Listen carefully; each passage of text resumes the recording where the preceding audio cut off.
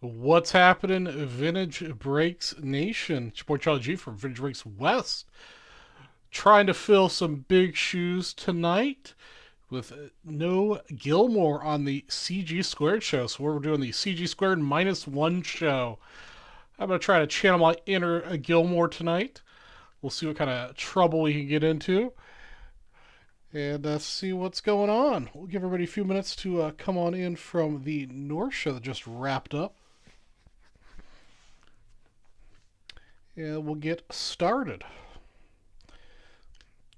Sammy gave up the camera a couple minutes early, so that's excellent. Let's see who we've got in chat already. Looks like we've got a couple people rolled in.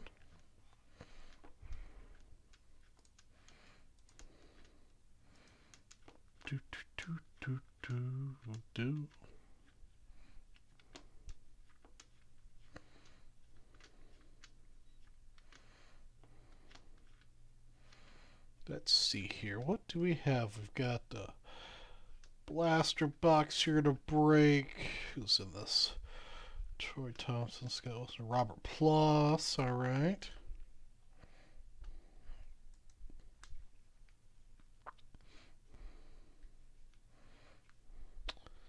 Sounds like I may have to make it out to the Philly show in December to hit the craps tables with the boys. What's up, Mr. Kamikaze? How are you tonight?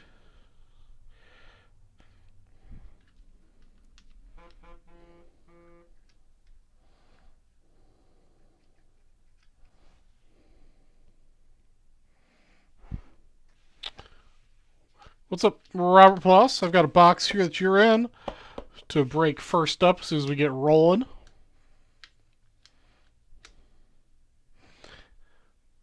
How are you guys doing tonight?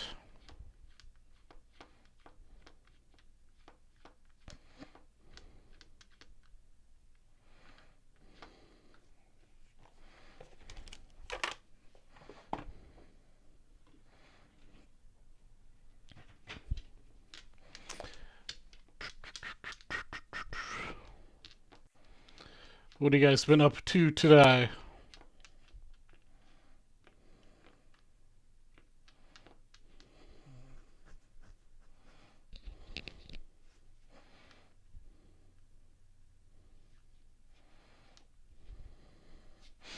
I forgot to turn on my fan. Hold on.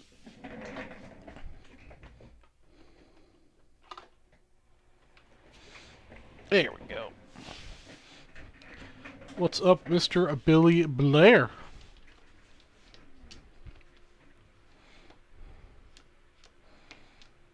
Getting some hits of the... Yeah, I saw that, Robert. You were killing it in the last show.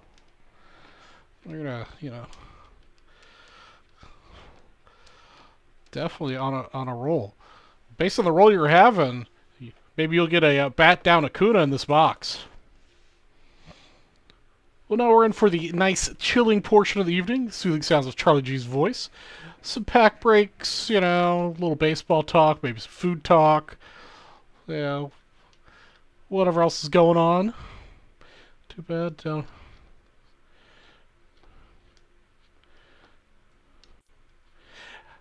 Kamikaze, how does somebody take out multiple mailboxes? I understand, like, backing out of your driveway and hitting your own mailbox. Maybe accidentally hitting the mailbox across the street if you back up too far. But how does one take out multiple mailboxes without stopping?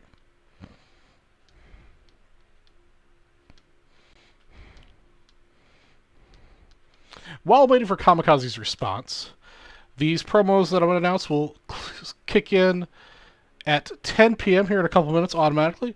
As always, since I'm running the show tonight, not Gilmore, we're going to bring back the Vintage Breaks West usual special, the $3 all-night special. Every $3 you spend, you get a shot at winning a $50 break rate at the end of the night. We're scheduled to go to 1 a.m. tonight, so got a little bit of time to go. Hey, what's up, KVS? Hadn't seen you around for a while. And then last night, seemed like everybody liked the 10 at 100 we did last night. That's $10 at 100 entries First place is going to win a 1955 Topps baseball set break spot. Second place will win a $1,000 VIP spot. Third place will win a 1972 basketball and a 1972 baseball set break spot. 4th through 10th will all win BAM spots. In the butter position, last place will win a 1962 and a 1972 baseball set break spot and a BAM spot. Those two will go live here in about 20 or 30 seconds on the website. I see KVS. Well, welcome back. Yeah, I'm sorry. I know you guys are deeply disappointed that Gilmore is not with me tonight. He's on vacation this week, so I'm gonna try to fill those shoes. Very difficult. No, let's see. She swerved into opposing lane and took them out in front of her SUV. She told her dad she didn't remember doing, and he checked her phone and she wasn't texting. Oh, did this just happen? Wow. Not sure how you lose control, but whatever. A little strange. And then I've got 2 bounties going on tonight. I've got 1 bounty on the 45 card hit random.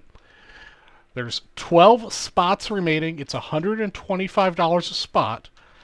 All 12 of those spots will win a prize if we sell out the hit random. First place will get a 1955 baseball set break spot. Second place will get a $1,000 VIP spot. Third place will get a 1972 basketball and a 72 baseball set break spot. And 4th through 12th will all get BAM spots. So everybody gets a little something if we happen to sell out the 45 card hit random with 12 spots remaining. I also decided to put a bounty on this 2021 Archive signature box.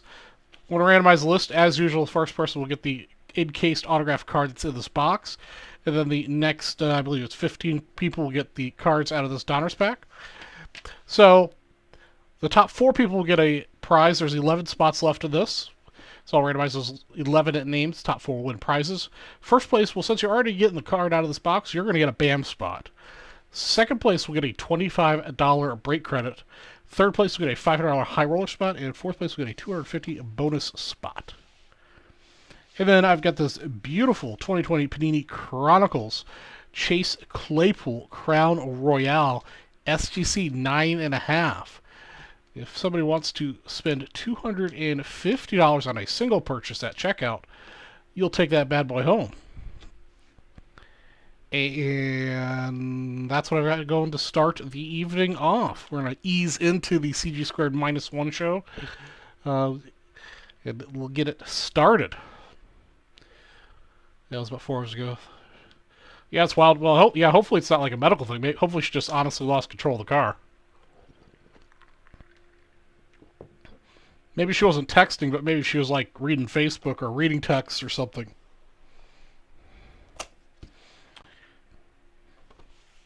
Now, if I was a smart man, I would have prepped this before the show, but I did not. So the first order of business is to watch Charlie G prep 10 team bags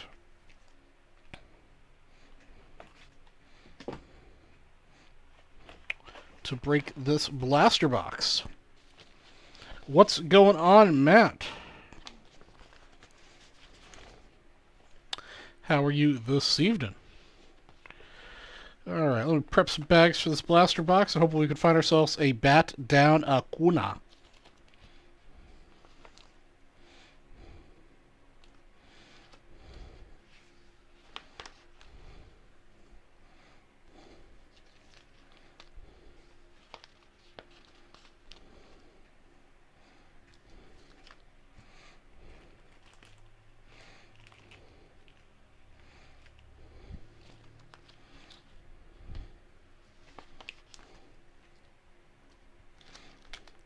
Opening with some riveting Vintage Ranks West television right now.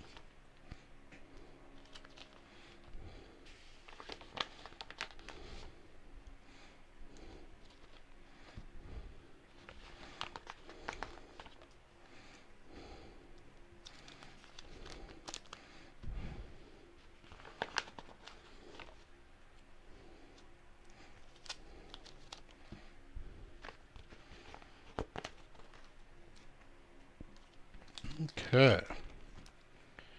Got our team bag set to go. 1, 2, 3, 4, 5, 6, 7, 8, 9, and 10. Did not skip a number, so that's good.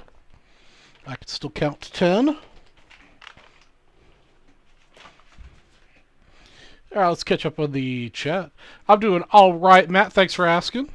It's always a good day when I'm here on Kane with you guys. At least the post wasn't taken out this time. Your dad paid for the damages. What's happening, Bennett Page and Mr. Jeff Spellman? We're going to start the night off here, opening up this 2018 Top Series 2 Blaster Box.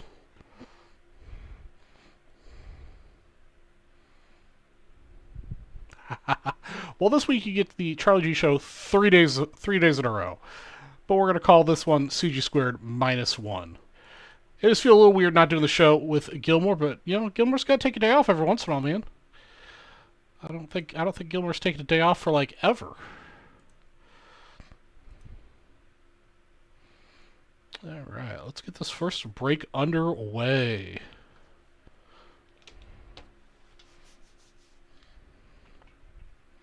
There we go. Well, welcome to Vintage Breaks. I'm Charlie G for Vintage Breaks West, and tonight we're breaking this 2018 Series 2 Blaster Box number 36. We're going to go Acuna Bat Down Hunting. We're going to randomize our list 10 times. Good luck to Tori, Scott, Charles Marshall, like your name, Charles, Robert Ploss. I believe Robert's here in the chat live with us right now. Good luck to you, Robert. And on our 10th roll, looks like Scott's getting the first and the last packs. He's got a little last pack mojo. We'll try to do him proud, you know. I'm trying to channel my inner Gilmore, but, you know, I just, you know, there's only one Gilmore. Just can't possibly, you know, copy him. All right, let's open this puppy up. I don't think I've opened one of these blaster boxes since you could buy them at Walmart all the time. Is my blade that dull? Man. Time for a new blade. KVS, I wouldn't be surprised.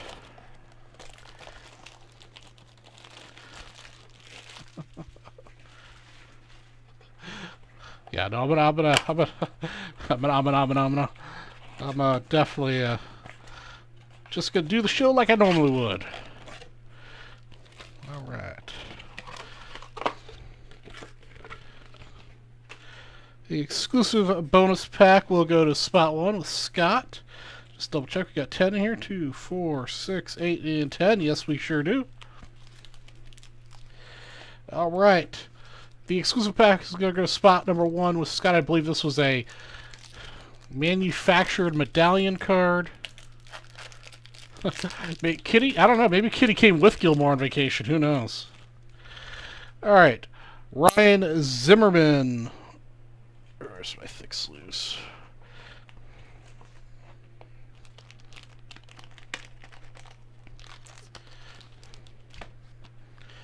Let's see. Not a numbered one, but a Ryan Zimmerman manufactured relic.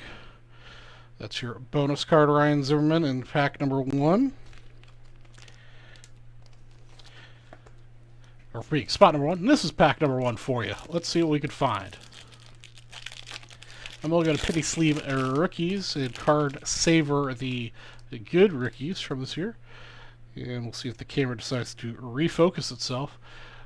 Let's use this to refocus. We've got a Chris O'Grady rookie. Come on. Come on. Maybe. There we go. Chris O'Grady rookie. Got a Christian Villanueva rookie. All Smiles Cubs card. Gene Gamble, Don Mattingly insert. Aaron Judge insert. Got a Sam Dyson. Got a Justin Turner in a Yu Darvish and a Jimmy Nelson. That is our first pack. Get these slipped in here, and I'll penny save up those rookie cards. Also, guys, if there's a product you want to bounty, let me know. I bountied up those 2 things, the 45 card hit random and this archives box. But I'll be happy to bounty pretty much anything you guys want to see bountied.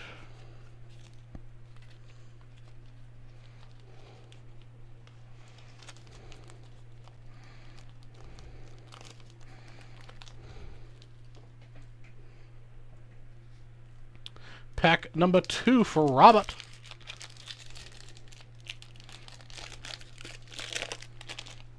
Actually, I'll go ahead and the first person to spin, or the next person to spin 50, I'm not sure if anybody bought anything, but for every $50 purchase, you'll get a 1991 Upper Deck pack until they run out. Go search for that Ultra Super Short Print Michael Jordan card. Brandon Nemo. Tony Watson. Josh Hader, second year. Jose Altuve. Reese Hoskins, rookie. Cody Bellinger. Bryce Harper. Travis Wood. Jose Barreras. And Jordan Montgomery. That's your pack number 2, Robert.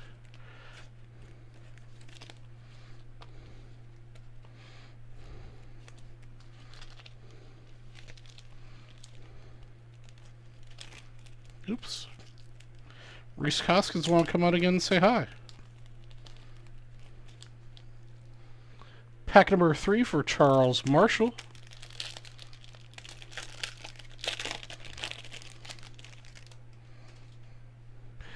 Devin Travis, Steve Souza Jr., Jose Martinez, Lorenzo Cain, Jacoby Jones, Ryan Braun insert, Aaron Judge insert, J.C. Ramirez, David Price, and Chris Bryant.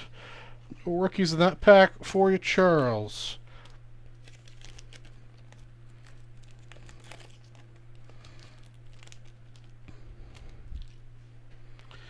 Up next, pack number 4 for Tori.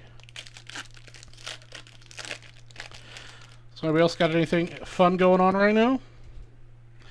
Brandon Crawford, Daniel Descalos, Jesus, Yovan Gallardo, Javier Baez insert, Manny Margot insert, a Legends in the Making Ahmad Rosario rookie card, Gregor Blanco, Yin Gomes, Trevor Cahill, and Jacoby Ellsbury. That's your pack number 4.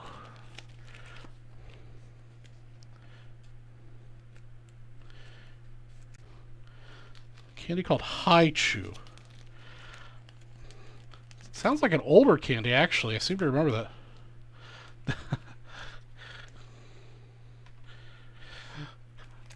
Matt, if you find yourself any Walter Payton cards, Dick Butkus, or any other classic Chicago Bears players, hit me up. Otherwise, somebody else in the forums will be interested.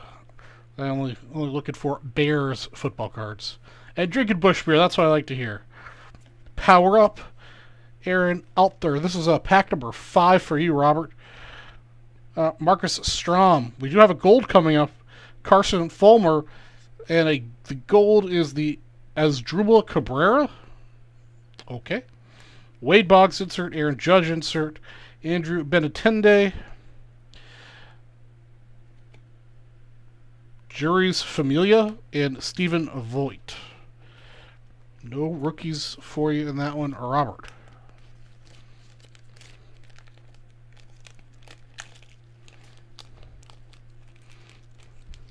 Yeah, Matt, seems like you came into a pretty cool collection. Up next, pack number 6 for Charles Marshall.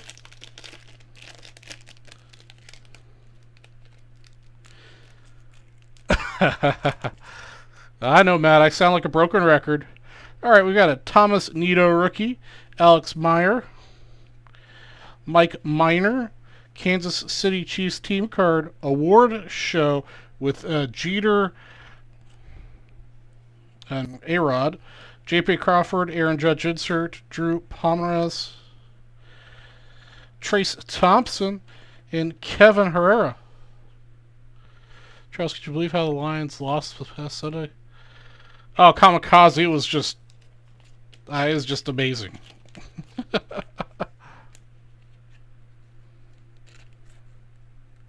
Hey, what's going on, Donald?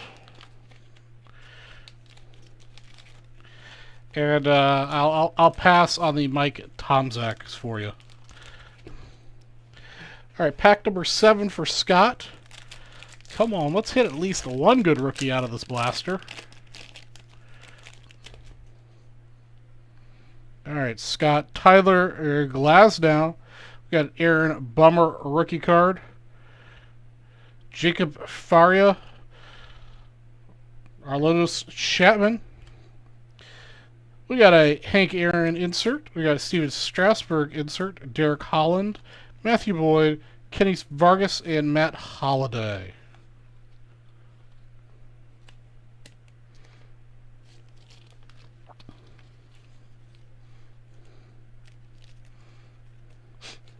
Okay.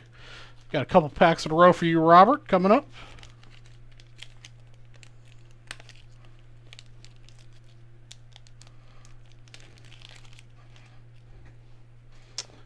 All right, pack number 8 for you, Robert.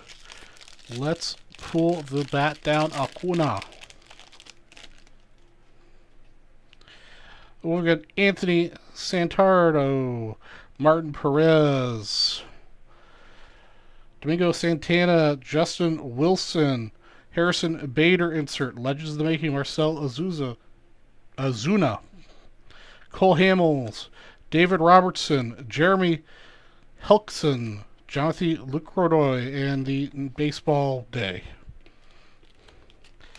All right, 2 packs to go. So far, this blaster's kind of been a stinker, guys. Pack 9 for Robert.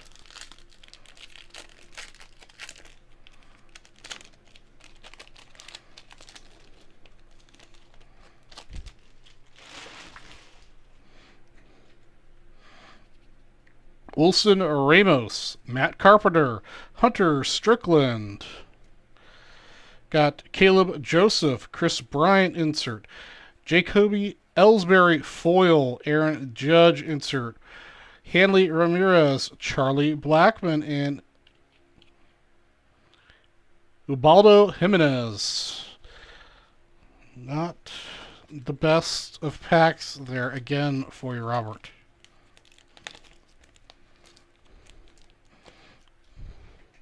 I blame the North for picking a sticker pack to send me. And pack number 10, last pack mojo time. Let's make it a real thing. David Freese, Valera, Arnold Dyson, Tanner Rourke, Ernie Banks insert, Trevor Story insert, Walker Buehler insert. Oh, Walker Buehler's the rookie this year. Wade Miley, Trevor Bauer, and Didi Gregorius. That was a rough box, guys.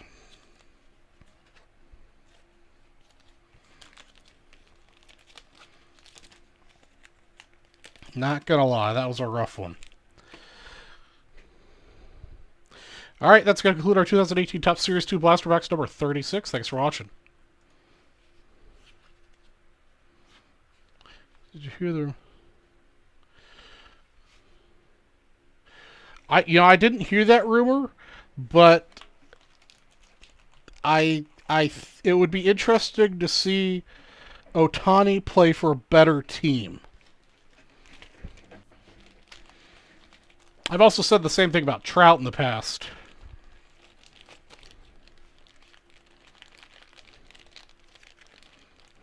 Bennett Page, unfortunately, this is the only one of these I had.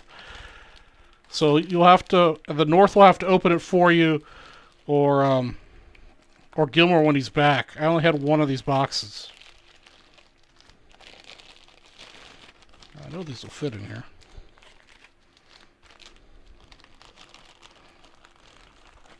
I apologize if it showed up in the West tab, but I only had the one. Well, that's right, you still get into my promos.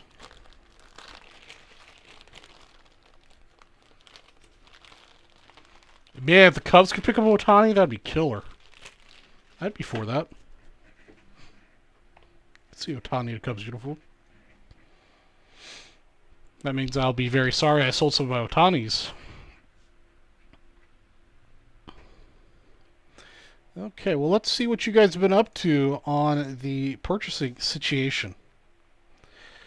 Let's see here. Robert Ploss dipped first. Robert Ploss got into the Archives mixer.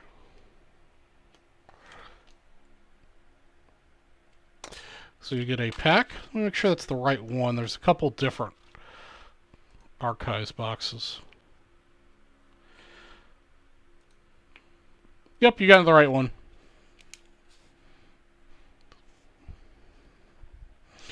Alright, so we've got 7 spots left of this mixer. Hey, what's going on, Preston?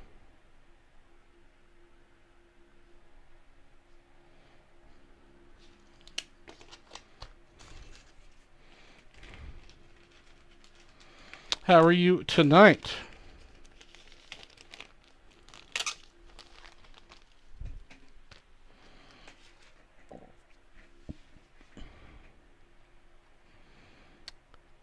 Put your name on a spreadsheet here so I can keep track of the 11 names.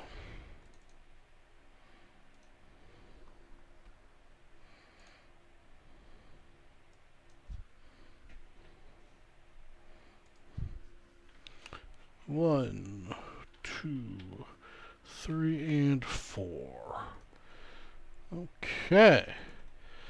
And Bennett Page stepped in. Bennett Page is going to take home the Chase Claypool, as well as one of these packs that you spent $300. Bennett also took down 1 spot in the 45 card hit random. So we're down to 11 spots of the 45 card hit random.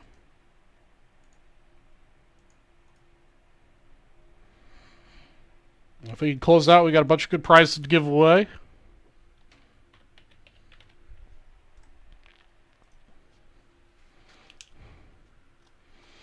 What are we? Well, you know what we're trying to do is we're trying to sell cards. I've got the bounty on the 45 card hit random. Well, I'll go through all the promos here just a second. Let me write this. Finish up Bennett here.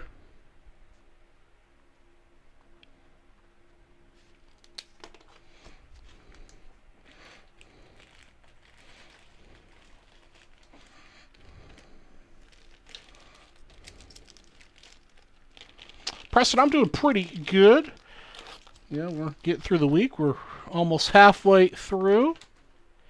And I'm here on camera breaking packs for you guys. One of my favorite pastimes. Alright, so what we've got going on tonight. So on the board, we've got the $3 all night, $50 break credit. We've had $10 and 100 entries. $10 100 entries for a bunch of prizes. That's on the website. You can check that out. That's on the board. I've got 2 bounties running right now. The first bounty is for the 45 card hit random. It should be down to 11 spots now. All 12 spots will win prizes. First place will get a 1955 baseball set break spot. Second place will get a $1,000 VIP spot. Third place will get a 1972 baseball and basketball set break spot. 4th through 12th all get BAM spots. So you get a little extra if we happen to sell that out. The other one I've got running that we're down to 7 spots in is this 2021 Archives signature box, which I'll drop a link into chat for real quick. And that one, the top 4 people will get prizes. We'll randomize the list. First place, because you're already going to get the signature card out of this box, will get a BAM spot. Second place will get a $25 break credit. Third place will get a $5 high roller spot.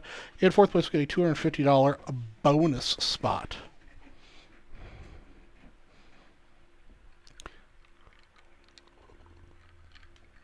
And I just happen to have some the Hoops Premium packs back in stock.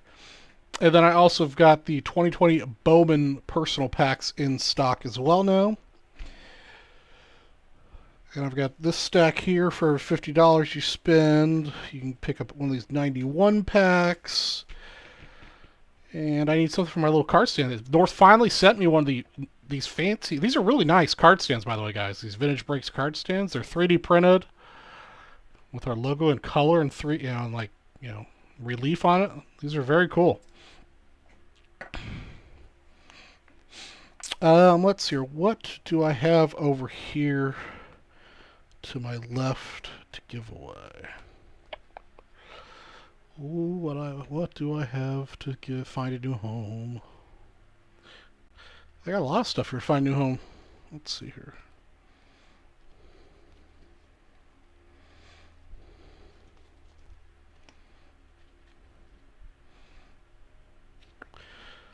Take a look, see at this.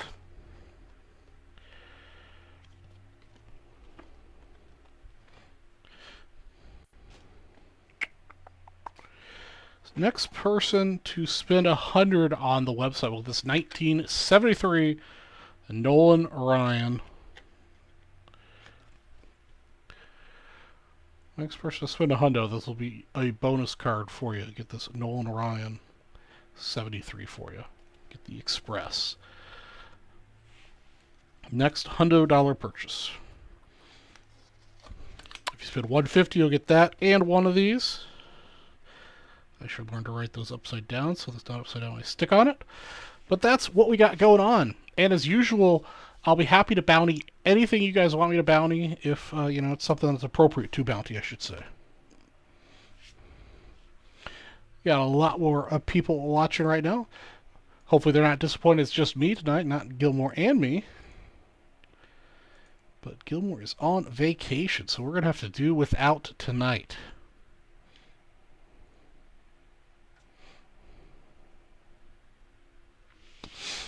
I think we've got some people in the room that weren't here last night. I'm going to go ahead and brag about my latest purchase again. So this is my latest purchase from the last RA auction. F-Face Ripken, I love your name, man.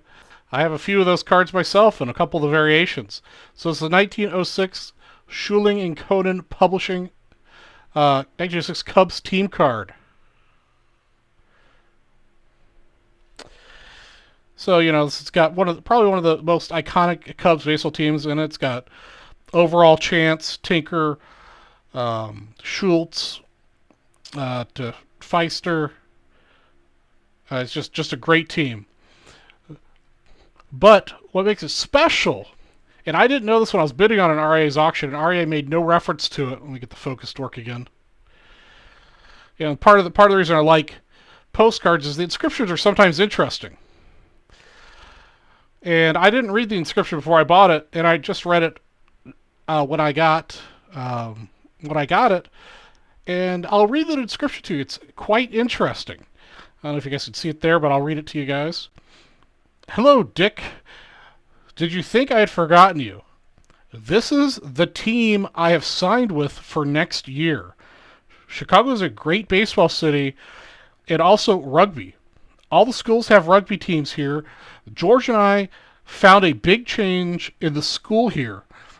We have to walk over a mile, and then after that it gets really hard to read. I will try and write a letter before something, and then something. I can't read the rest of it. But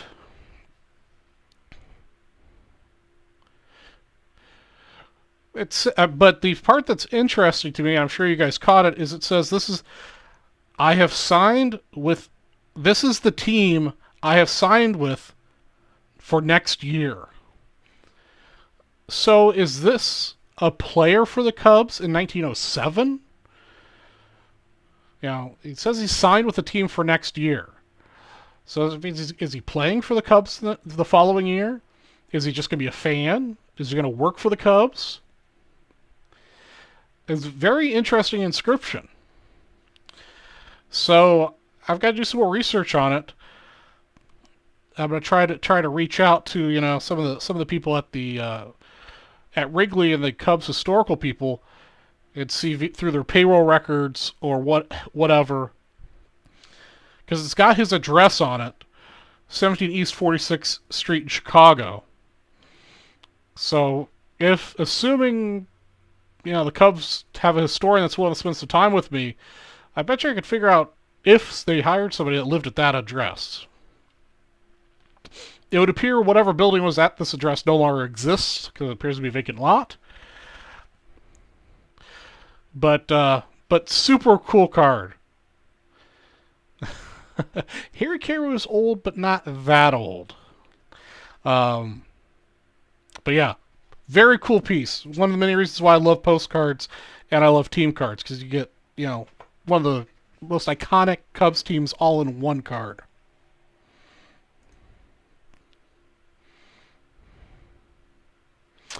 Well, yeah, Jeff. Even before these cards, I have a list of Cubs players from the 19 teens that I want to have, and it's they're few and far between.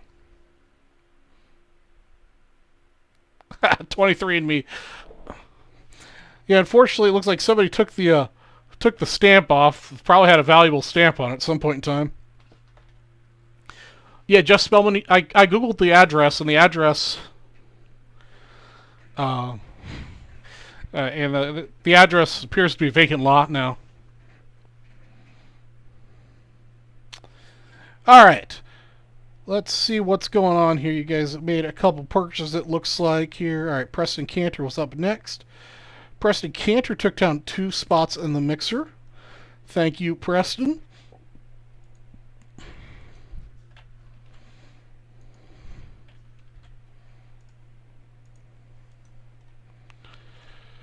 And then Robert Plus took down 4 spots in it.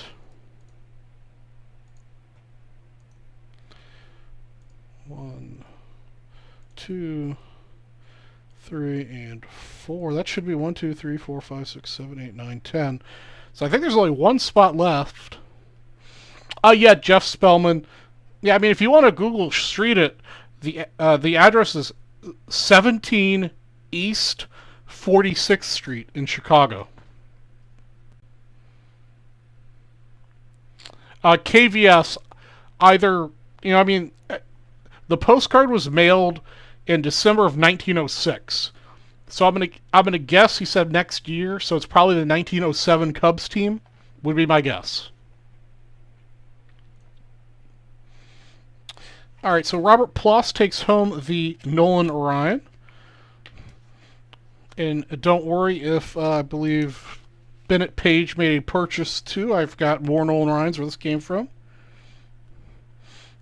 These are some of the cards that I picked up from Matt, actually, here, that's been joining us in the chat recently. Was able to work out a deal for a bunch of cards that I'm just going to give away to the community. Jeff Spellman, that is correct. It doesn't say East. Yeah, East. Yeah, sorry, East 46. Yeah, you're right, Jeff.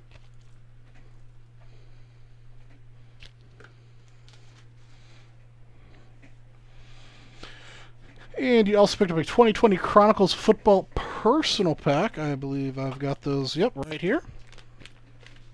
So we'll get that prepped and ready to go next.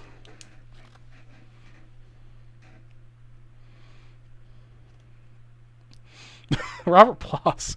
Oh, don't worry, I've got some more here. That's how we do. I don't have extra Bradshaws floating around, but I do have extra Nolan Ryans floating around.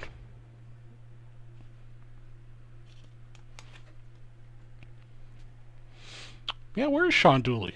He's probably having dinner or something. He was on the North Show just before this show.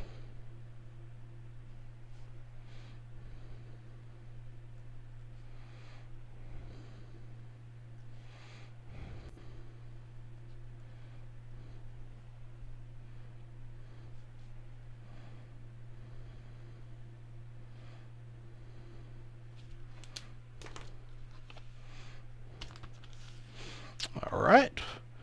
We'll break that here in a minute or 3. Go ahead and get that on the calendar. Then we'll check out what Bennett did.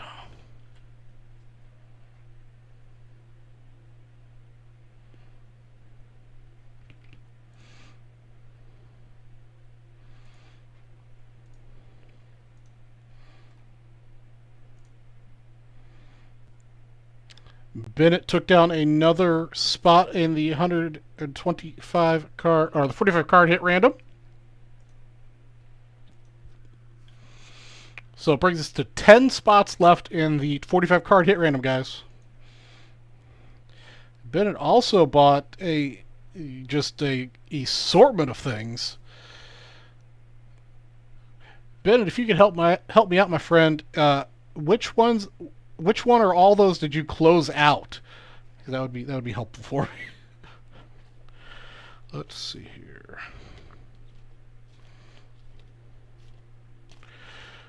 I know there's more Nolan Ryans in here. I just got to find one.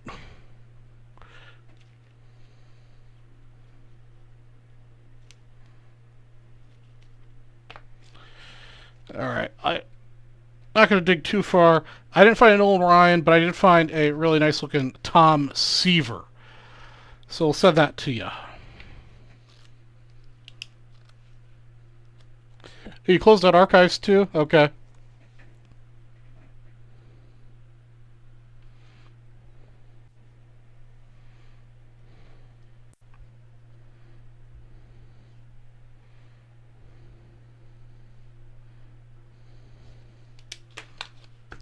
Figure Tom Seaver's a good substitute for a Nolan Ryan.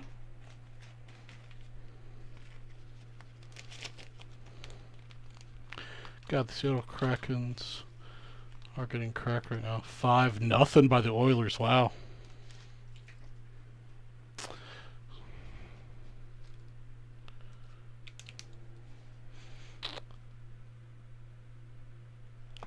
Three, four, three more, so you get these. You also get these three. Jim Bob. These are actually 1991 Upper Deck packs. These are the ones that you can get the Michael Jordan super short print in.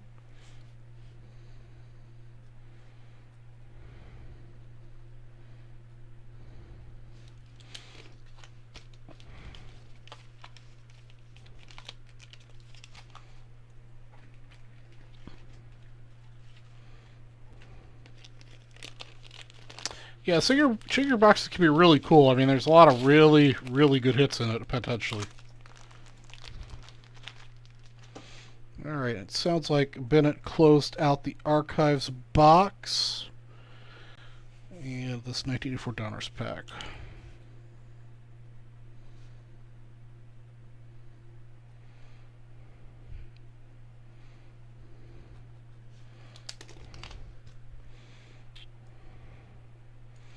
So we'll have a couple things to break here.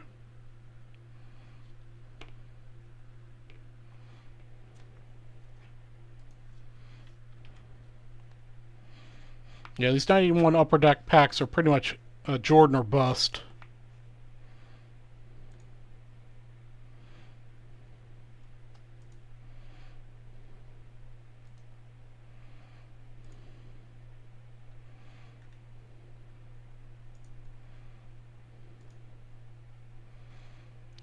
Okay, Bennett Page gets that last spot.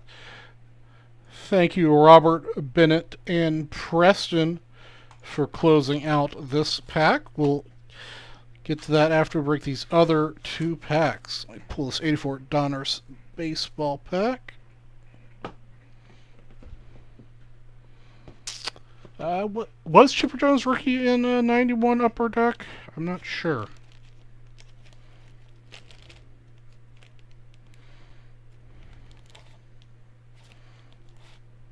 No, these are Leaf. It's 87, 86. Oh, this is 85, that's why. That is why I'm corn-fused.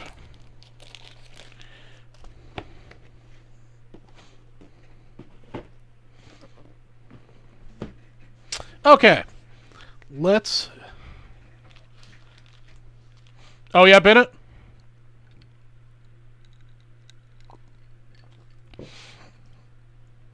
It's still a Jordan sticker, though.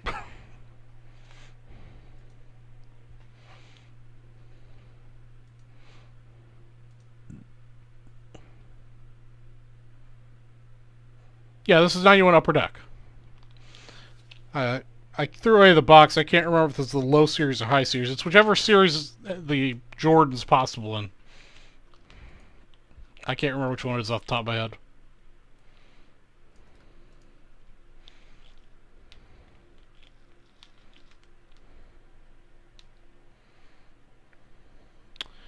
Let's break in.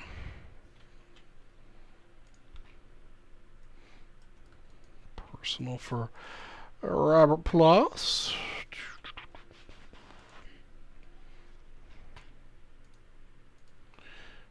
Okay.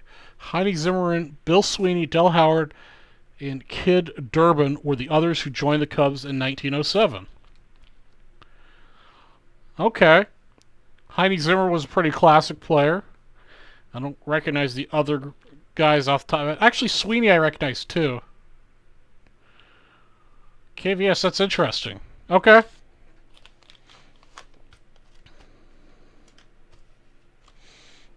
Trying to see if that makes sense. I need a little bit of scribble at the end of this.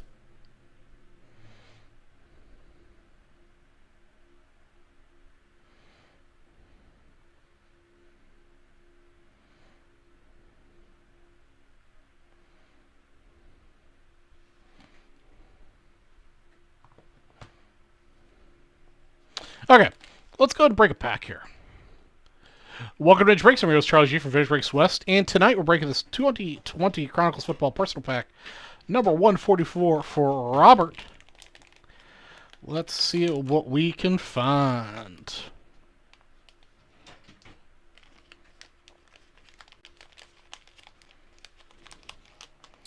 Yeah, I can give you the address. It's in Ontario, Canada. So if any of those people from Canada, Dub Bears. Okay, this is interesting.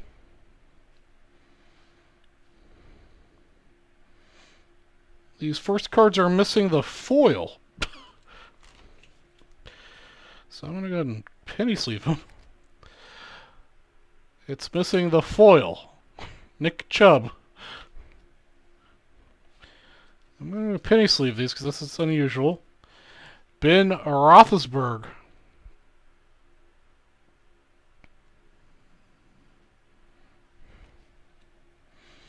The backs look normal. Devontae Adams. Ryan Tannehill.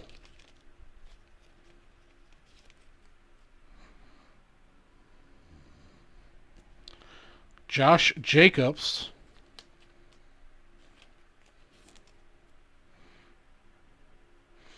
And here's Dick Butkus. So this is what they should look like. And this is what they look like without the foil. So the first several cards of this pack did not receive the foil stamping. I'm not sure that makes it worth anymore, but it's at least different. Alright, let's get to our rookies here. Darton Evans.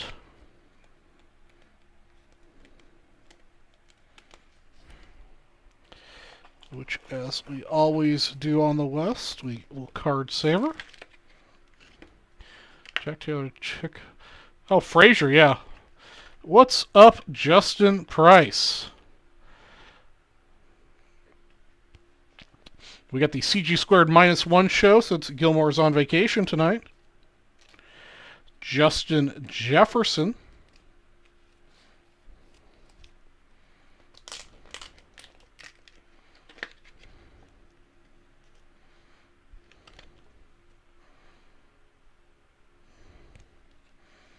We've got a Jonathan Taylor Thomas Black Prism.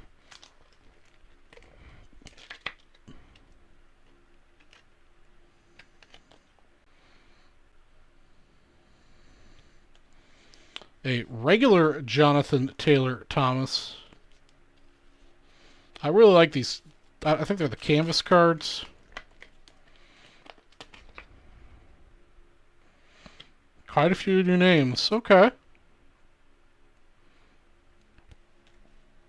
Clyde Edwards-Helaire rookie.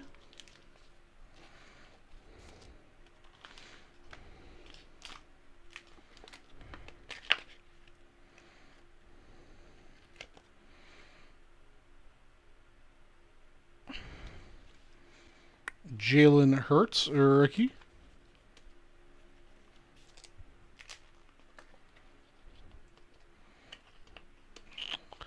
Timothy or KVS, if one of you guys could send me that list of names on Facebook, I would appreciate it. Brandon Ayuk, rookie.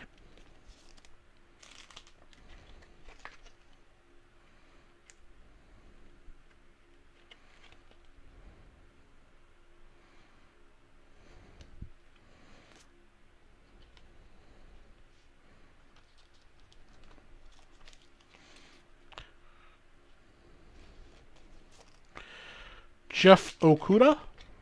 Newt Randall was from New Little, Ontario, Canada. Played one Major League season with the Cubs, 22 games. Jeff Okuda. All right, now last card. Got ourselves a Cam Akers rookie. There we go.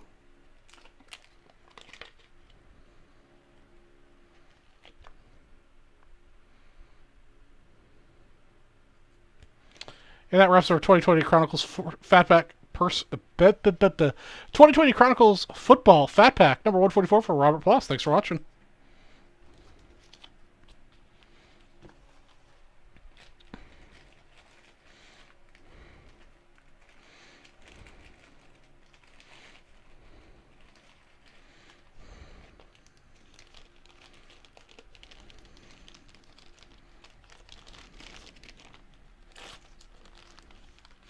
All right.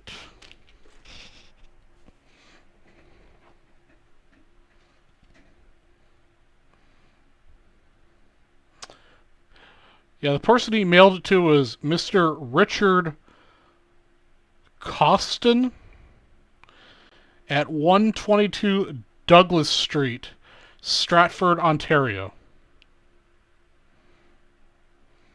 Richard Loston or Closton at 122 Douglas Street, Stratford, Ontario. Yeah, not many children are named Newt anymore. Yeah, I mean, the mess of ink here at the bottom corner, I just can't tell what that says, if it's a name. But that last line says, a letter before something, something, something before something, something.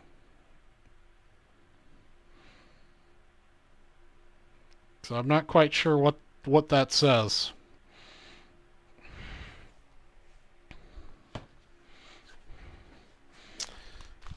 Alright, up next we got this Donner's pack. Yeah, if one of you guys could send me that list of names, that would be appreciative. I think this is Harold.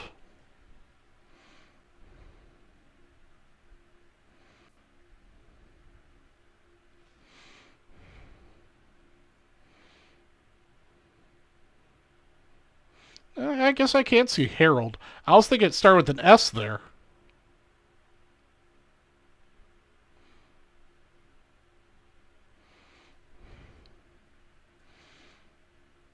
But it could be Harold.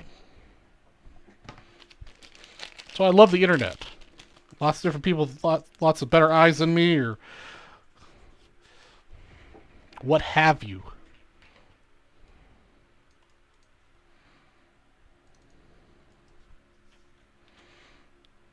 With this case solved tonight, their current rate.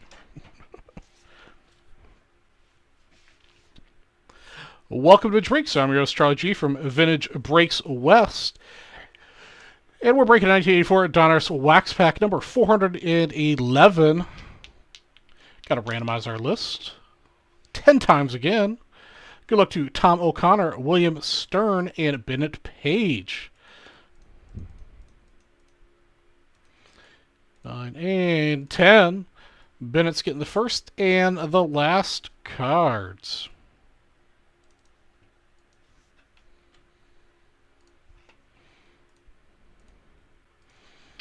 All right, first card for you. There's the names, Bennett right there. What's up, Double E? we're just playing a little, sleuthing on my recent purchase from REA to track down who the person is. Bob Shirley. We've got the finest vintage race nation on the case right now. Mr. Tony Gwynn.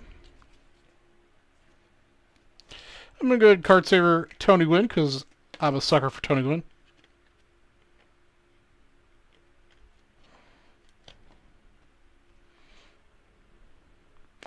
The address looks like the backyard of a church, where it looks maybe an apartment building. All right, Jeff Spellman, are you talking about the address in Chicago? The address in Chicago is behind a church. Ed Nunez, Kiko Garcia, spot number 4.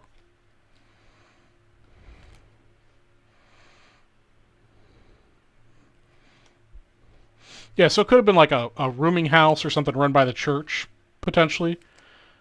Robin Yount. Wade Boggs.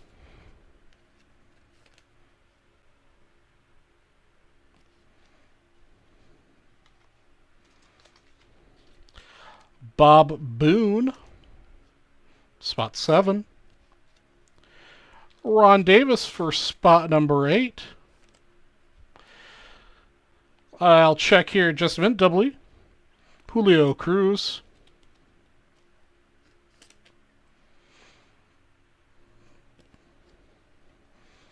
I thought Gwynn's rookie was an 83. Or am I just losing my marbles?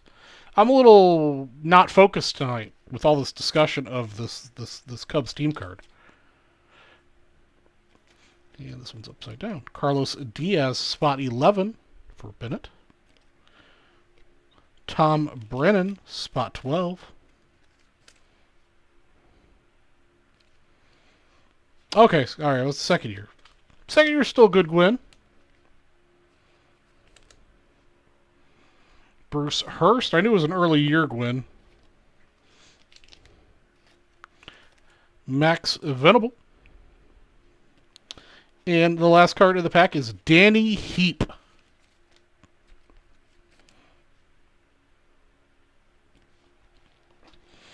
But the standout card of the pack was card number 2 for Bennett Page. This fine Tony Gwynn.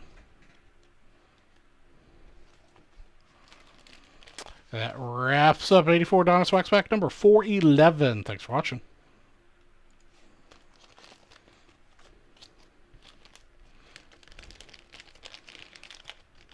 That's true. It's dead nut center, Bennett. That may be a PSA 10 84 Donner's Tony Gwynn for you.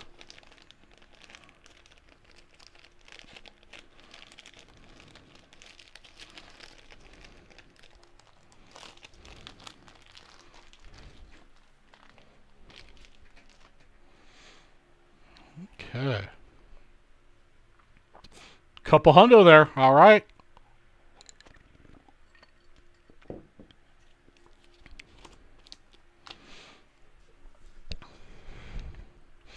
Okay, let me get this spreadsheet over here so you guys can see it.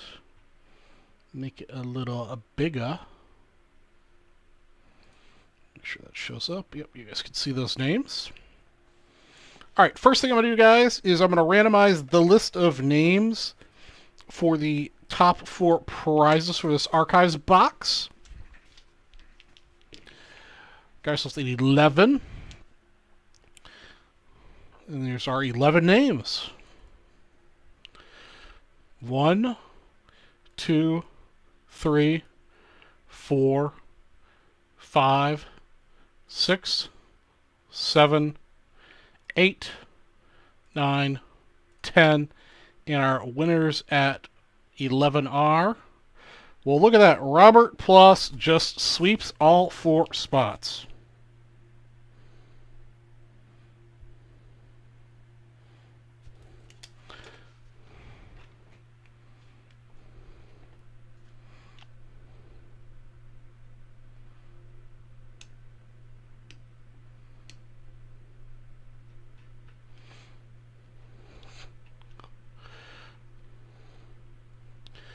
Okay, let me get you your stuffs, Robert.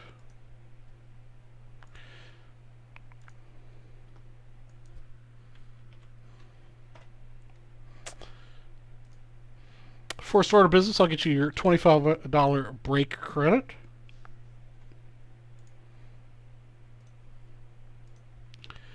Let's see. Man, I rabbit holed this. According to the Sabre site, Newt Randall moved to Duluth when he was 2, but he also played D-ball in Winnipeg, so maybe he had friends and family in Canada.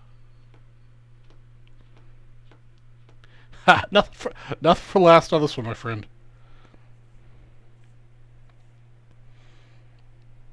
Let's see here. Get you your BAM spot.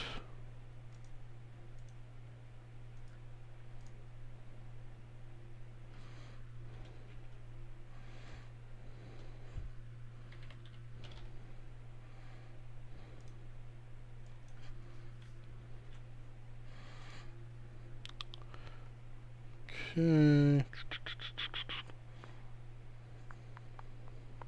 Platinum, Break of Maniacs, VIP. 250 entry.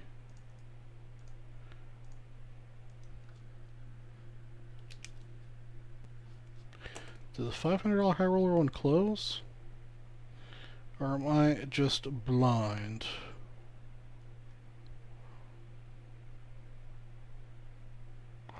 Huh.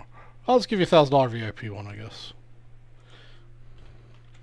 I think the $500 one closed, or I'm blind or something. But anyhow, your prizes have been issued. And now let's break this box. All right. Well, let me get some bonus action going. All right. So we've got the $3 all night promo for $50 break credit. We've got a $10 at 100 entries. Top prize on that is a 1955 set break spot, and we've got the next person that spends a hundo will get this 73 Rod Carew. It looks packed fresh through the saver to me. Just off center. So next person spends a hundo will get Mr. Rod Carew. And then I've also got a bounty on the 45 card hit random. I believe there's 10 spots remaining. We started off with 12 at the beginning of the night.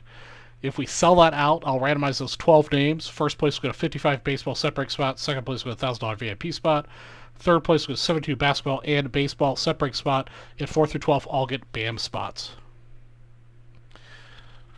These are, for every $50 you spend, you'll get an Upper Deck 1991 Upper Deck pack. And these are just for show that I happen to have them in inventory right now, because I was out for a while.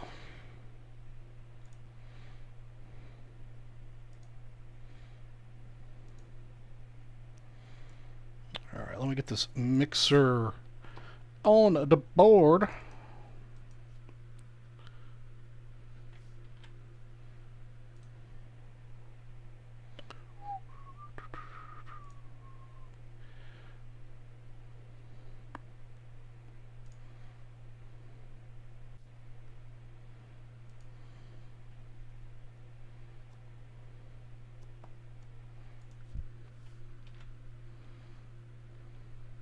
Matthew Townsend just tonight.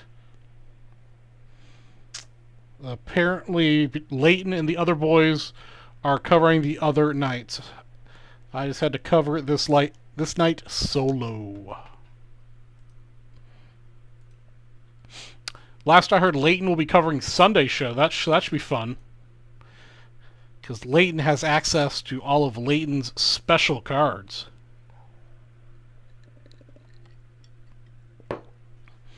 All right.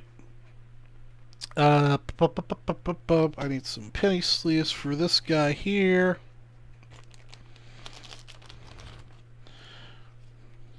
So spot number 1 will turn to spot number 16.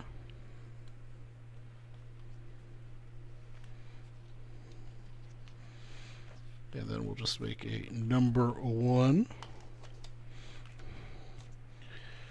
with a card baggie. And we'll be good to go.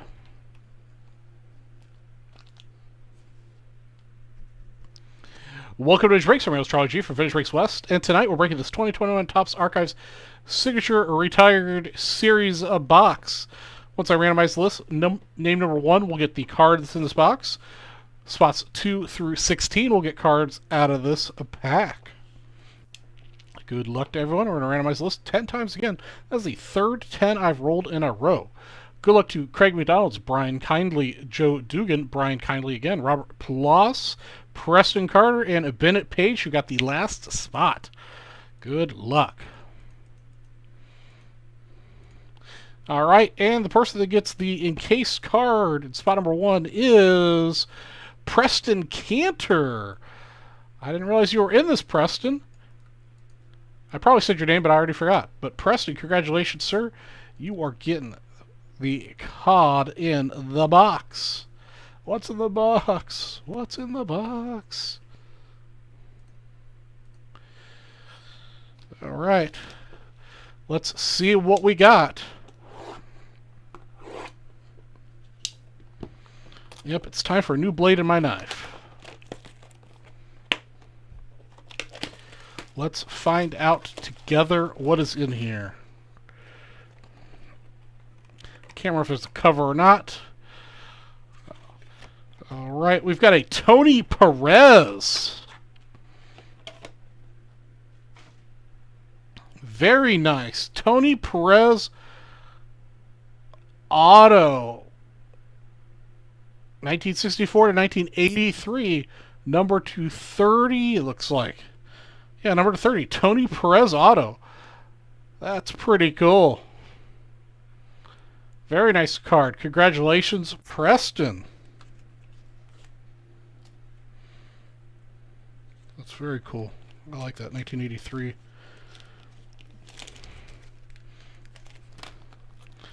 That is very cool.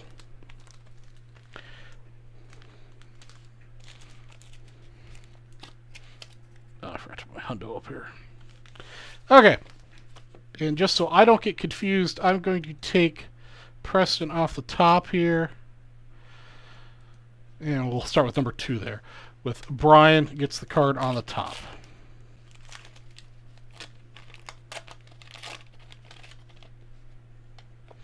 Underneath the puzzle card. All right, Bobby Brown. Got Vida Blue in spot number 2. Or spot number 3, sorry. Omar Moreno, spot 4.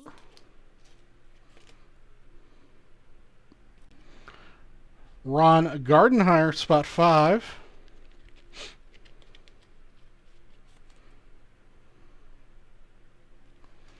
Tom Brookins. John Harris, spot 7.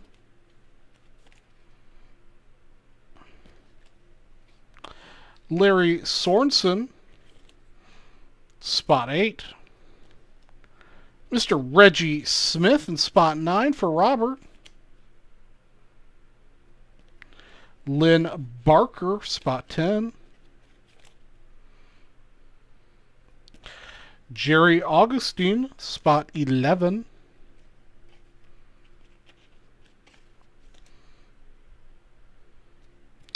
Bob Stanley, spot 12. Oops. Al Holland, spot 13. Larry Bradsford, spot 14. Spot 15 for Brian gets Ken Singleton.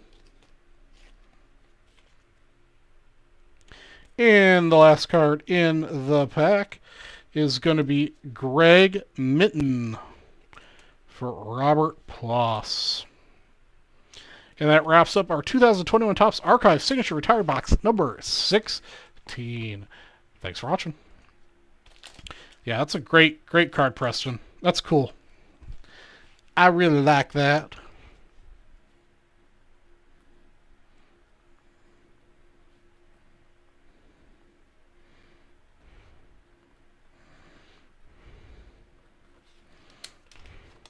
I like it a lot.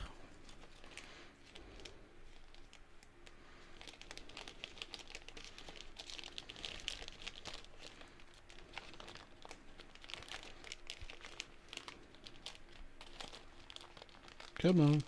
There we go. Alright. Let's see if you guys have done any more damage on the website.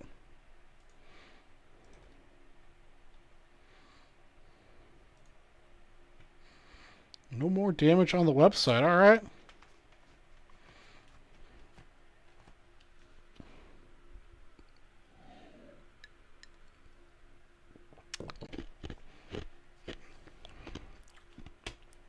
So if you spend 50, you'll get a 91 upper deck pack. You spend 100, you get Mr. Crew. If you spend 150, you'll get Crew and 1 pack. Let's see what else we got going on here that we can get going. If we can, it'd be really nice if we could sell that 45 card hit random. 10 spots remaining. Everyone gets a prize on that.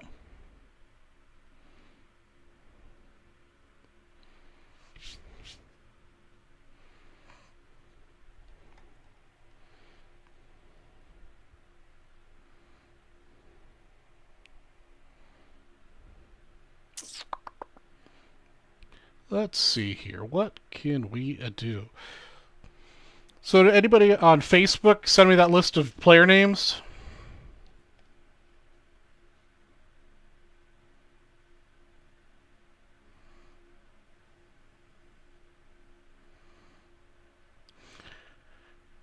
Oh, wait! Wait, I know what this says! I think I figured it out, guys. Okay, that last line.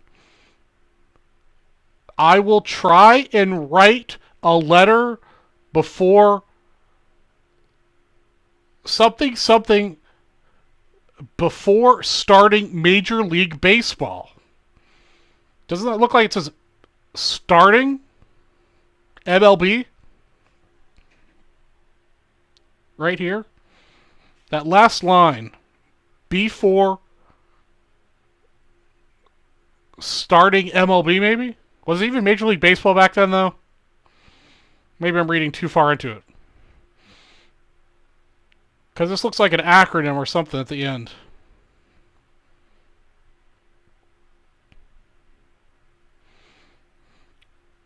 And write a letter before, I don't know what that word is. I don't know what that word is. But that definitely says before starting. And that looks like it says MLB to me. Before start of MLB.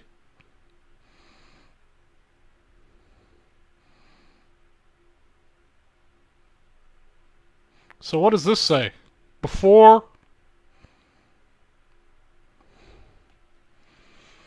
We're gonna figure this out.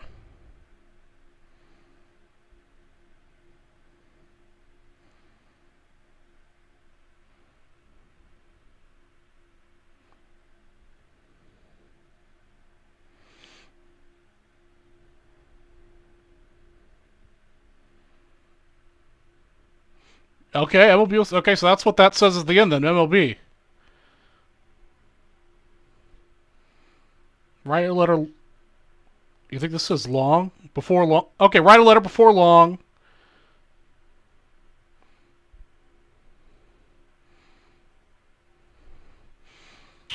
Yeah, I've got some pretty decent pictures.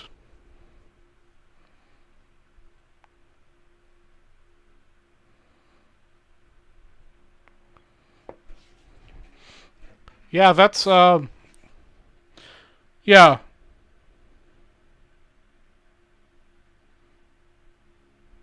Huh. Yeah, I'll post pictures on the buy-sell trade. I managed to screenshot, because I can't, I kept trying to scan it and adjust it on my scanner, but the scanner's picking up, like, I guess, on the wrong surface, and it won't scan the postcard itself, so it's all blurry. But Robert Edwards Auctions, I screen captured the picture in 2 pieces, and it's really high resolution.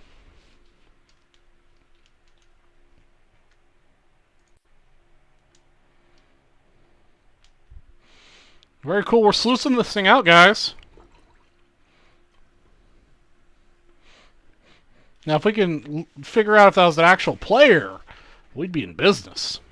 That'd be super cool. Okay. I've got like a job to do. I'm supposed to like sell you stuff.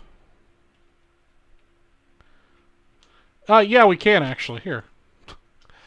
To heck with the finish break selling stuff. Let's sleuth out my card.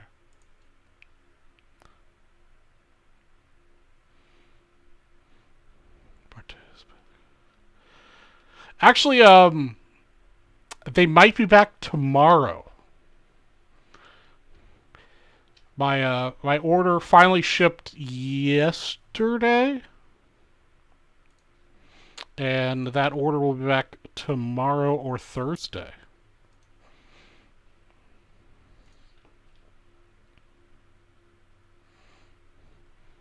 Let's see here.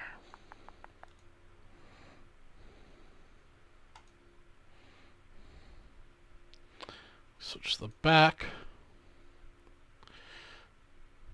Okay. So this is the on.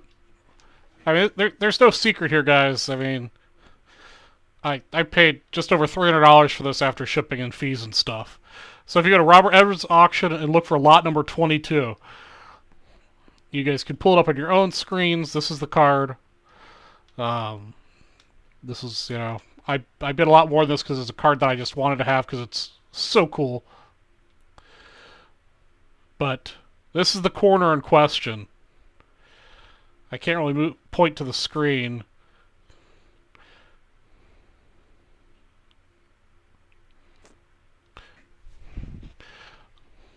Right before long. Does it say long yours? I don't know what that says.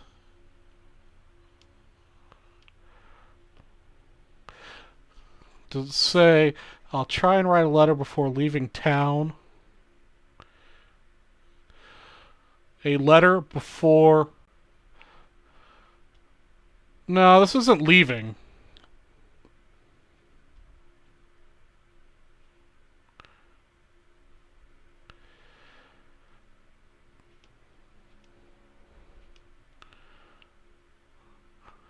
It'd be kind of strange to say...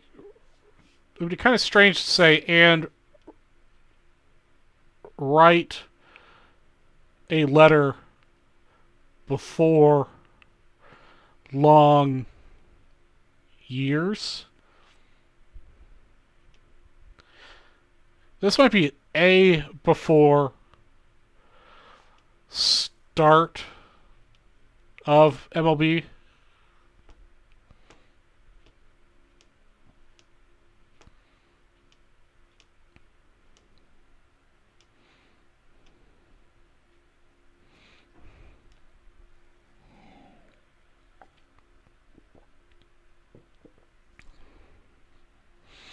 But I'll post these to the buy-sell trade thing.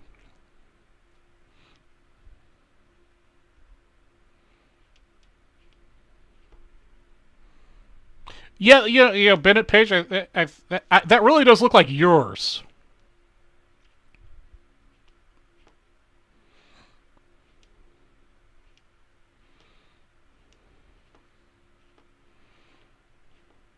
This is REA. The Robert Edwards auction. Actually, here it's. I can just post a link for you guys. That should link you directly to it.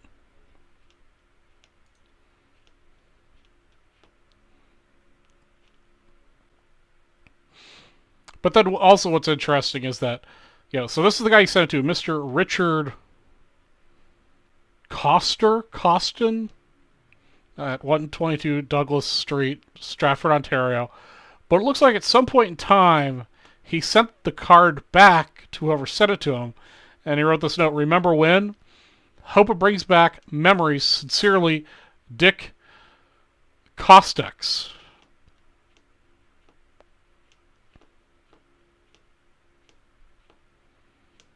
CAU STOX, Costox.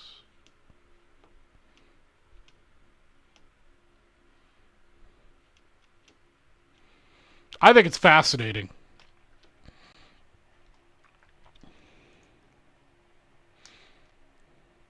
Let's see what I could do here. While you guys are doing a little research, might put up another little promo on the website. A little Gilmore style action, maybe.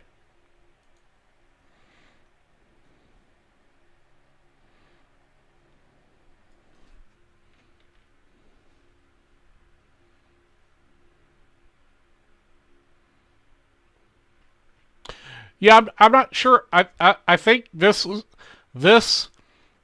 this was written at the same time. You know, this is obviously somebody with a much older.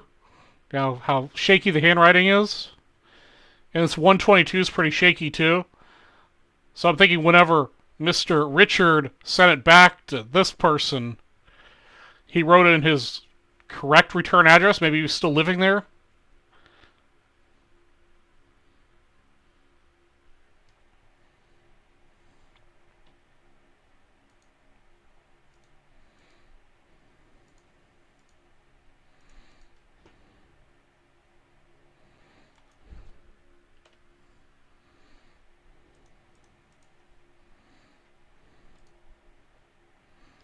Okay. Let me double check and make sure this actually went to the website. Oh, wait. I need to...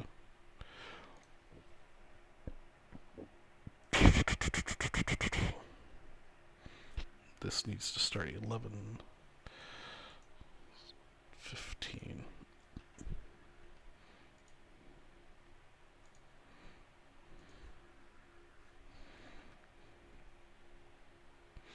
Alright guys, I activated another promo on the website. Between now and the end of the show at 1 a.m., I'm going to rerun the promo that Gilmore started the other day for me. It's the $50 VB West Close Out the Show bonus. $100 break credits at stake. So every $50 you spend between now and the end of the show, you'll get a shot at winning a $100 break credit. Second place is a 1955 Topps baseball set break spot. So 2 big prizes. In third place is a VIP spot. $1,000 VIP spot. So that's 3 very Gilmore-esque prizes for you guys to choose from. Or not choose from, to fight over for the next 2 hours roughly for the show. All right, let's get the RA action off. You guys got the link there in the chat right there. That should take you directly to this lot. So you guys can continue to sleuth for me.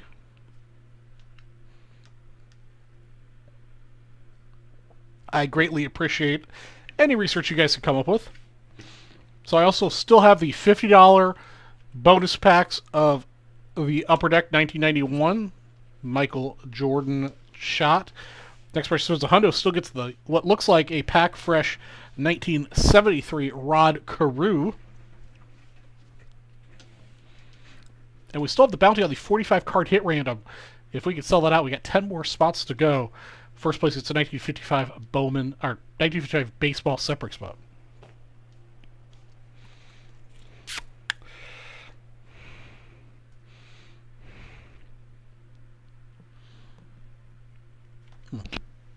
I have a drinking problem, apparently.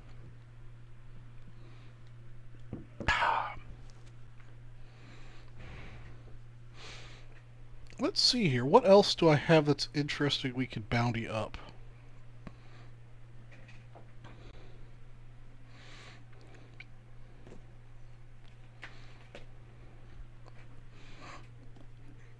Guys, I still really want to open this Luminaries box. Let me see what I can come up with the Luminaries box. Since my previous bounty wasn't working.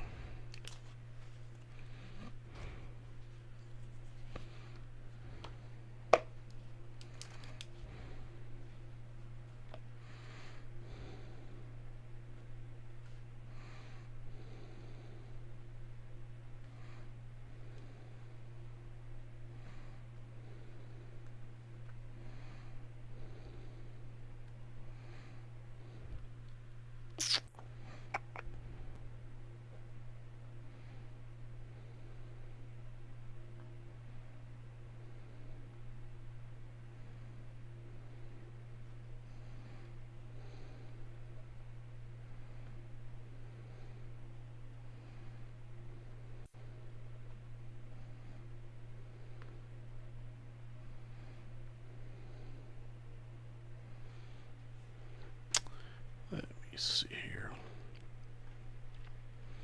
What else can I throw into this?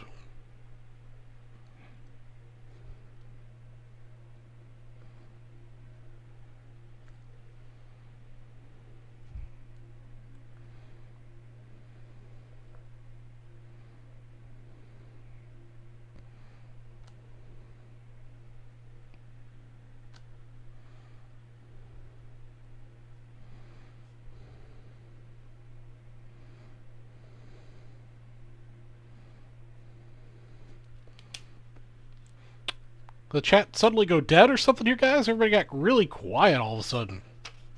Alright, so I've got a new bounty for the Luminaries box. All 16 spots win a prize. First place not only gets the card that's in the box, they also get a $50 break credit, a BAM spot, and a 72 baseball set break spot.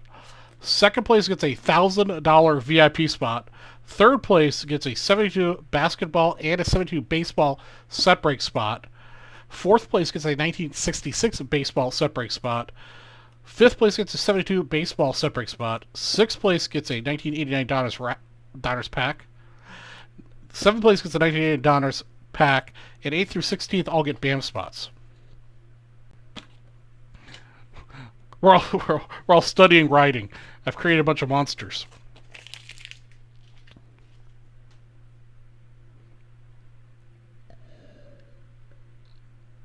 How about this? Wait a second. Alright.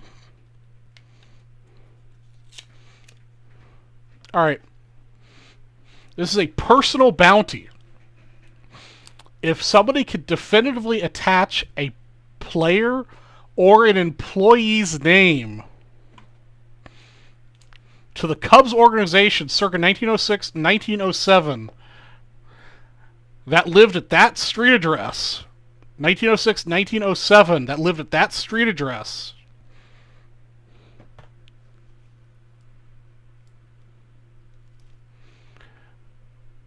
you'll receive this 2020 Topps Chrome Nico Horner Prism Refractor PSA 10 from me personally.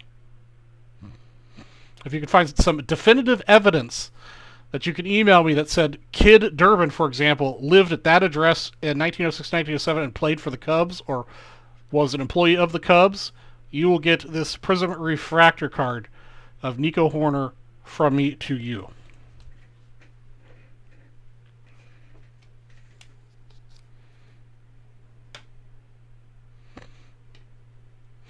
Correct, Matthew. Yeah, so he played in 1907. Yeah, because this postcard is dated December 3rd of 1906.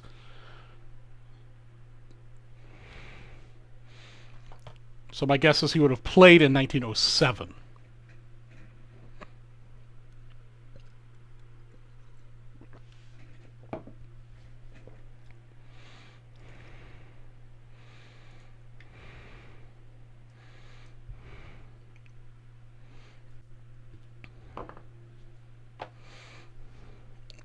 Alright, let me juice it up here a little bit.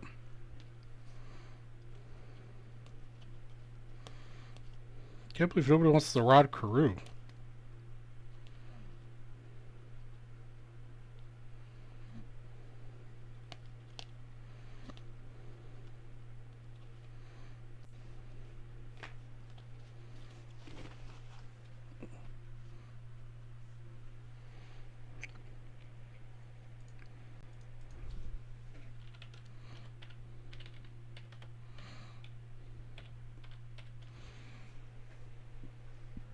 Okay, so I'm going to add a 1980. Got a little bit of love on it. 1980 Ozzie Smith, and the next person spends a hundo. So you get Mr. Rod Carew, 73, and an Ozzie Smith.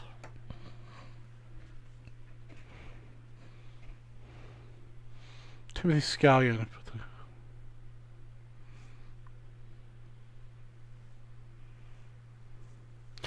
Timothy Scallion, if you could send me that list of names, or somebody else in chat could send me that list of names in Facebook so I have a copy of it, I would greatly appreciate it.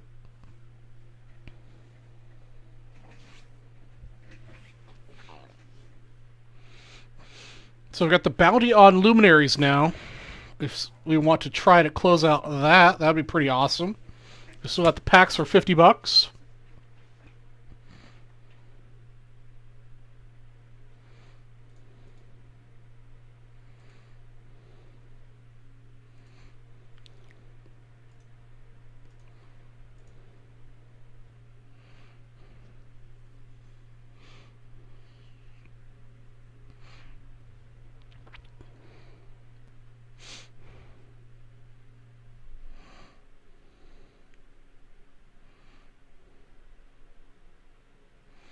Alright, let's see here. What else do I have to go?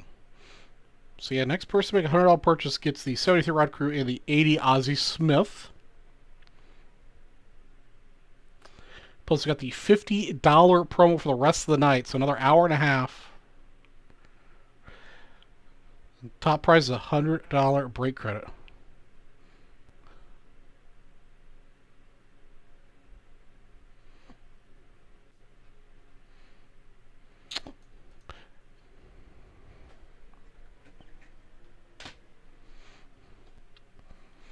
Alright, so the address of the player was 17 East 46th Street, Chicago.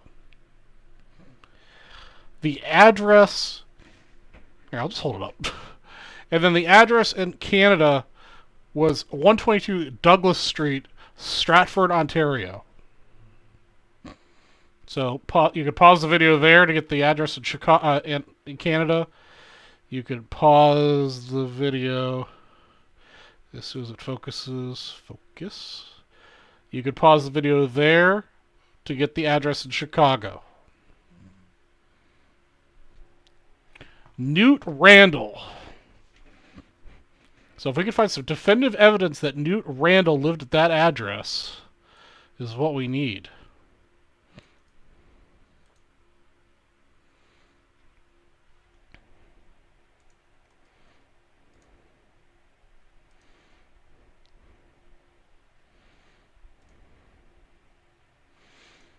So what is... not a good start in the Sabre for for Newt Randall. Outfielder Newt Randall was one of many forgettable ball players who had a promising minor league career, got a shot in the majors, and then faded away, never to return to the big leagues. He reached the majors at the age of 27 and played just one season, splitting the 1907 season between the Chicago Cubs and the Boston Doves in the National League. Injuries, a .915 fielding average, and a batting average barely over 200 resulted in his demotion back to the minors, where he continued to play until the early 1940s.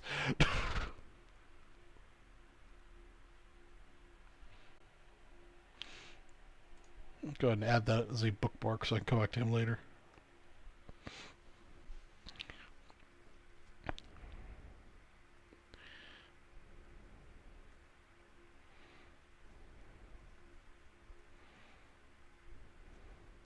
Hey, what's going on, Cy? We're continuing our search for trying to track down who this Cubs baseball player was.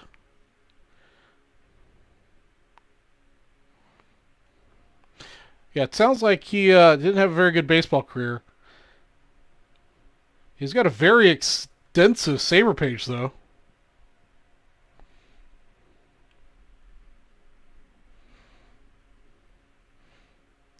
He punched an ump in the face.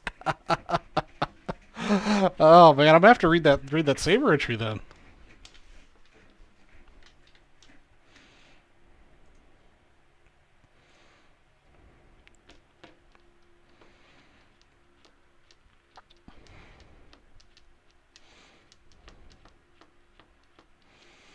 Alright guys, we've got an hour and a half to go, and I seem to have derailed the entire Vintage Breaks CG Squared show by enlisting the Vintage Breaks family to do some research on my Chicago Cubs postcard, which is fine, I guess.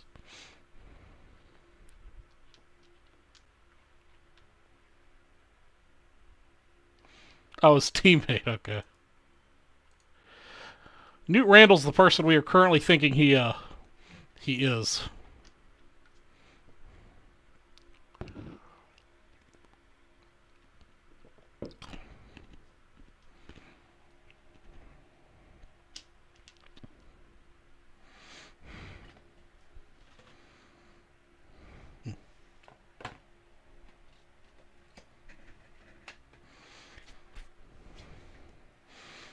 Alright, guys, I'm going to have to spice it up a little bit here to get refocus. He's our prime suspect.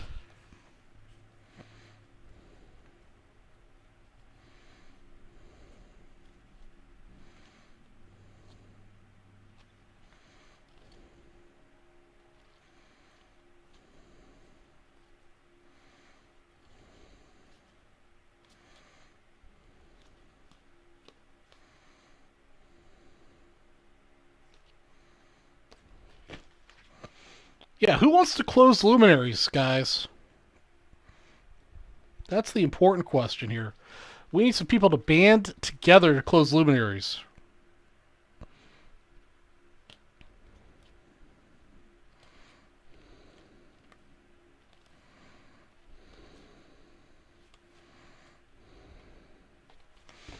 All right.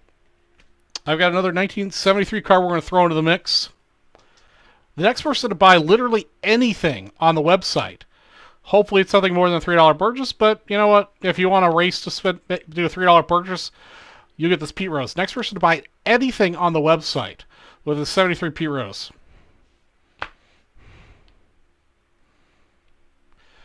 Yeah, the postmarks, it took, I think it was 3 days. No, 1 day.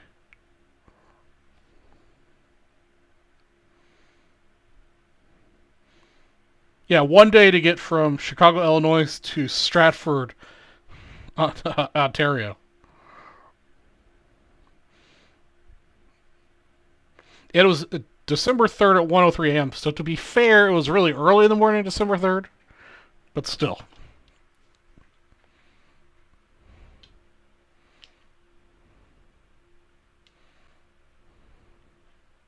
Throwing a Newt Randall rookie card.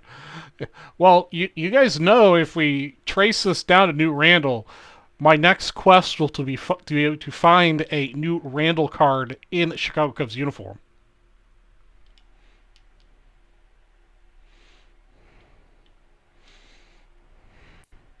Actually, hold on.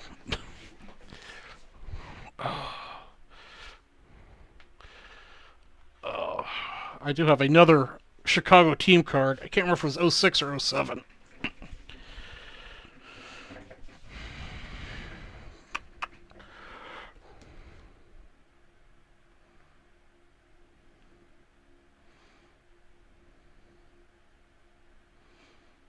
I think this is 1906 as well.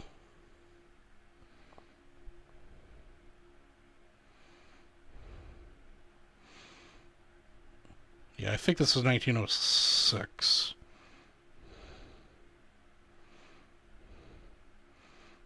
Oh no, this is 1908. So I need the year in between. So this is another team postcard I've got. At least it's postmarked in hand signed 1908.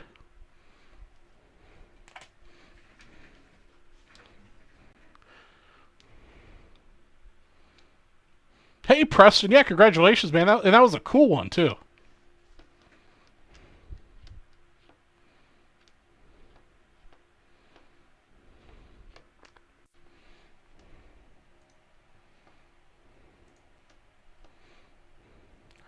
All right, Bennett Page gets the Pete Rose. Getting a couple leaf pack spots.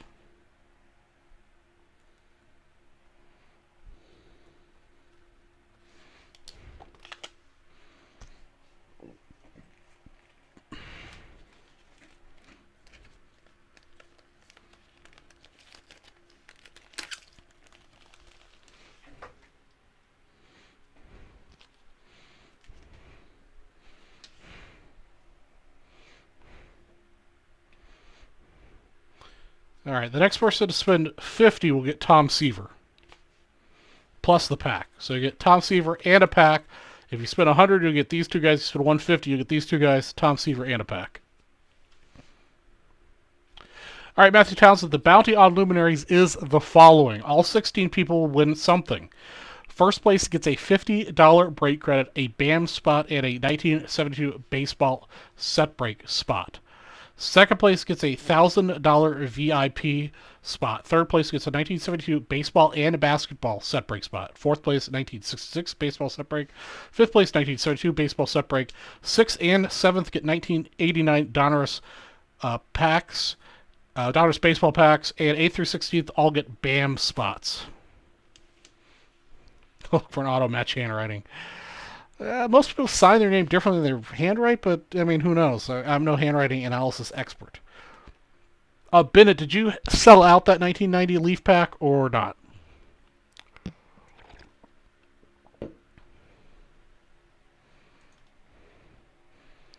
I really wish our site would indicate. All right, Cy came in and got some spots. He's got a 2019 Panini Premium Stock Personal Hanger Box. Or oh wait, you bought the hanger box, not a pack. I don't have the Hoops Premium Stock hanger boxes, so they'll have to open that for you in the north tomorrow. Yeah, no, I don't have those.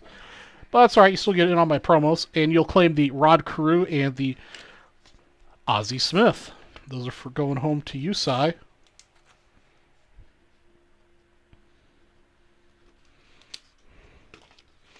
Not sure you meant to. Okay, I can check. It's no big deal.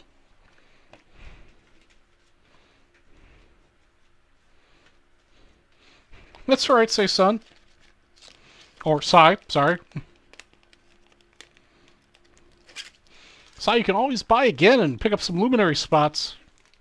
We just need a couple people to break the seal on that, and it'll go quick.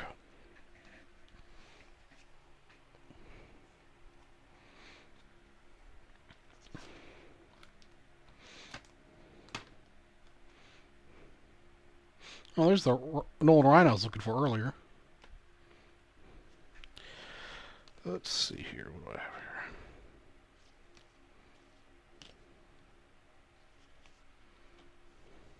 here? All right, we've got another duo of cards here. They've got some love on them, but next person in a hundo, we'll get a Lou Gehrig and a Roger Hornsby. I believe these are 1973. Let me use this to zoom in. My eyes are old. I keep telling my ophthalmologist or whatever that I don't want them, but I really need them. Whatever year these are. Next person spin a hundo.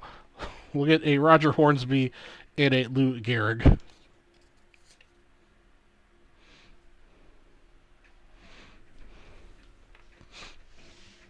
All right, and I'll add to this. Second place will not only get a $1,000 VIP spot, but they will also get one of these handy dandy vintage breaks card stands. Very exclusive, very few of them. I do have authorization to give away some of those.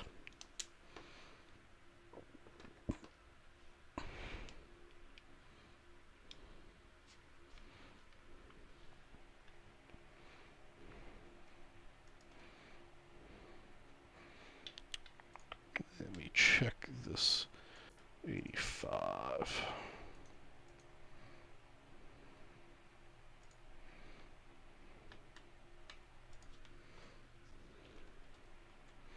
Yes, that did sell at that Leaf pack.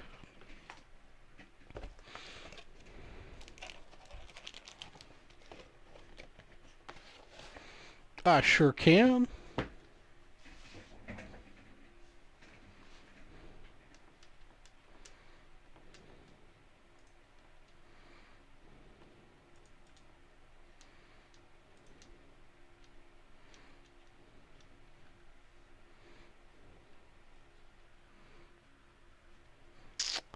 Excellent, Matthew.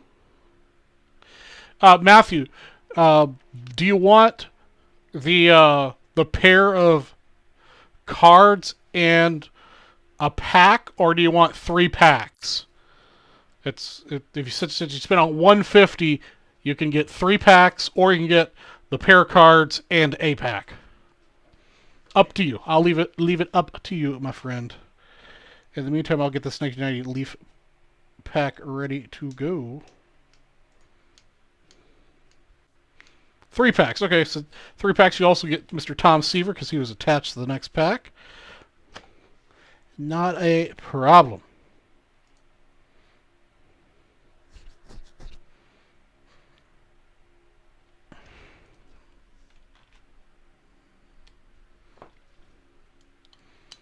to a Throne Seaver. Yep, Seaver was coming along with that first pack.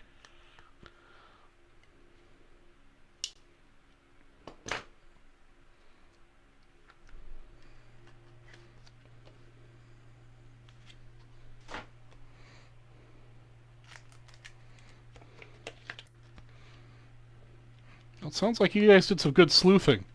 Alright, and the next $50 purchase will get the pack and a Nolan Ryan. No problem, Matthew.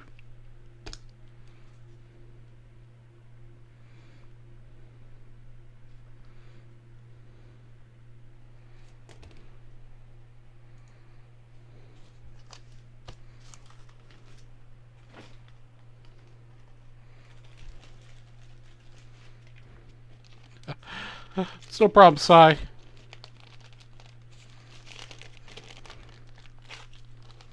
Sounds like we did some good research tonight.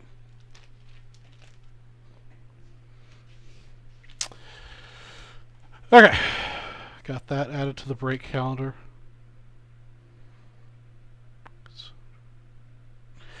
Matthew, what's under VB West?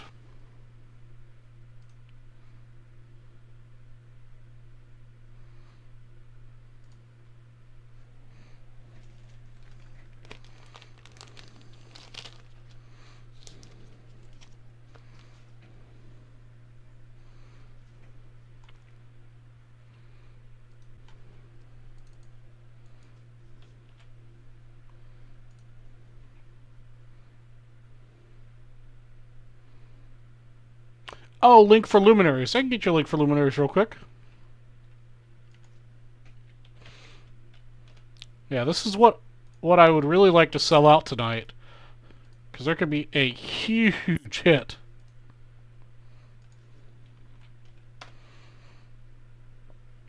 Alright guys, that's what we're trying to sell out tonight. That would be really amazing if we could sell that out.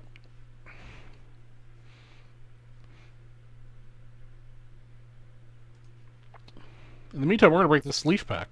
Leaf for Vintage Breaks West, and tonight we're breaking this 1990 Leaf Second Series pack, number 85.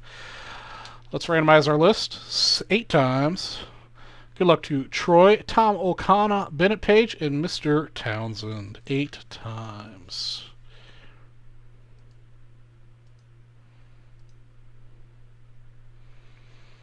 And 8. Bennett gets the first card, and Mr. O'Connor gets the last card.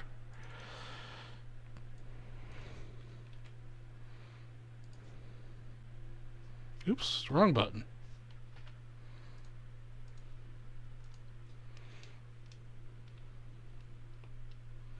Oh, he has to have a card from Milwaukee.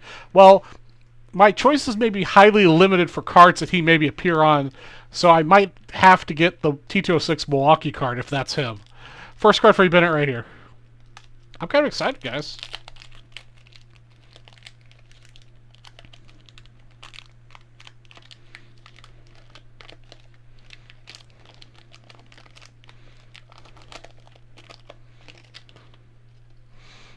Oh, wait, I just had a brainstorm. Hold on. Give me just a second here to check on something.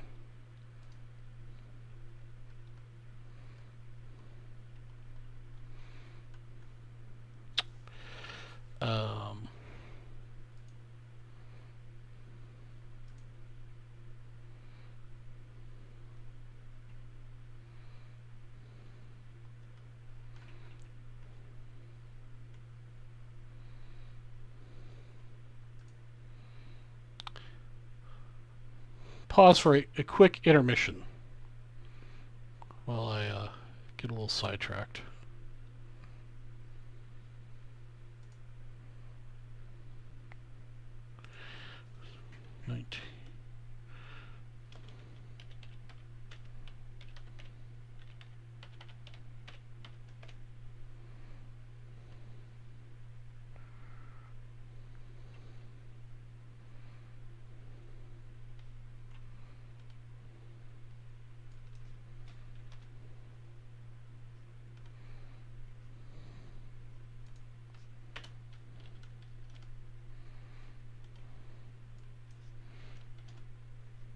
I don't know how to pull up old catalogs on REA.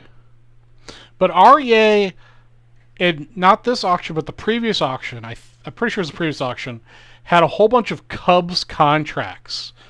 I'm not sure if they went back that far, though. But if somebody wants to do some if somebody could find the link to the REA website that has the previous listing on it, that might yield some information. Ron Darling, spot 1. Mel Stottlemyre, spot 2. Thanks, KVS. I'll take a look here in a moment.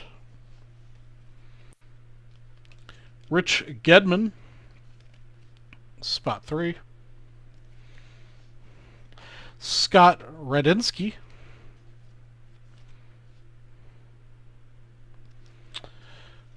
Mike Sharperson.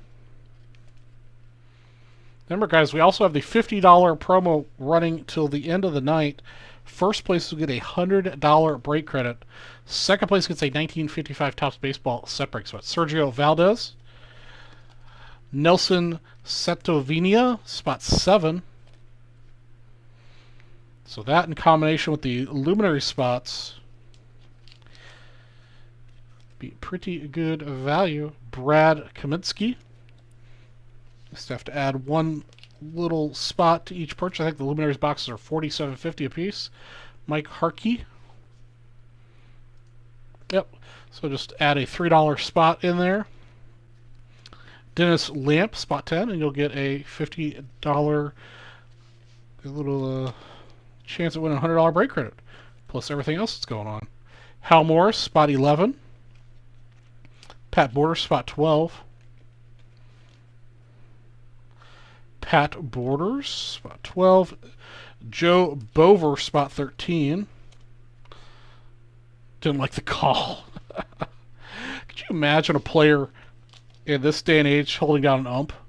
Joe Orsulak.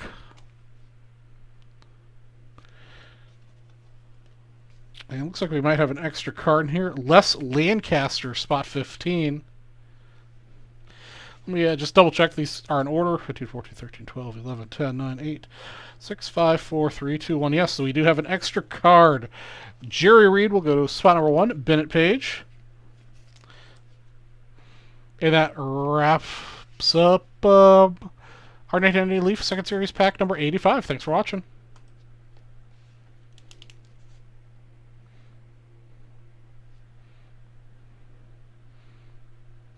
I wonder how I got the nickname Newt then. I have an odd nickname. I think his first name was like Newton. I wonder if his middle name was Newton.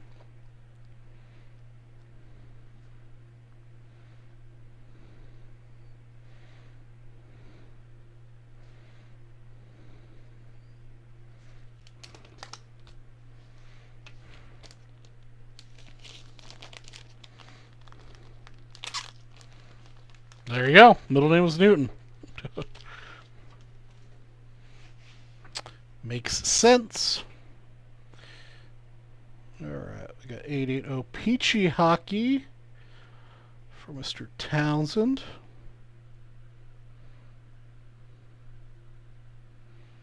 Okay, yeah, I was pretty sure the contracts were like maybe in the 30s.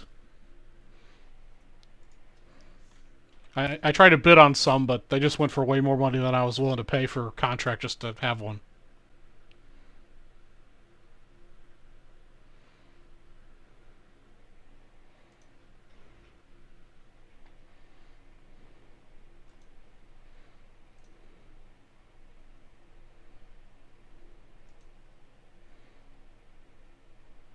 Okay, that was okay. You sold out the Leaf pack, Mr. Townsend. Okay, I think I got it figured out now. And then 880 Peachy Hockey. I know I've got a whole mess of those.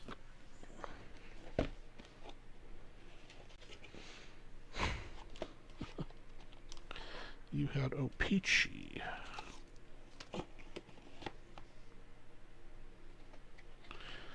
Of course, Matthew. Yep, yeah, that was the Leaf pack that you sold out. I just broke. For some reason, I thought you sold out another one. That's okay.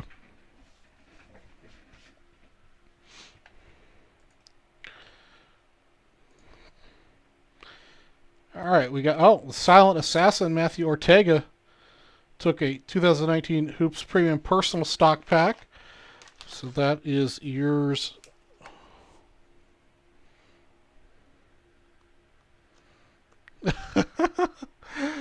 Sorry, you having a hard time tonight?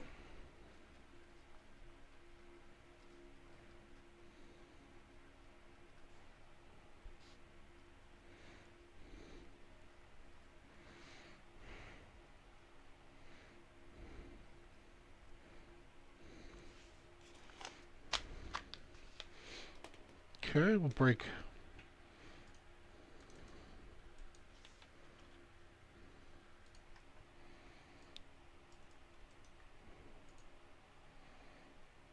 We'll break the O-Pee-Chee pack first, then we'll break a premium pack.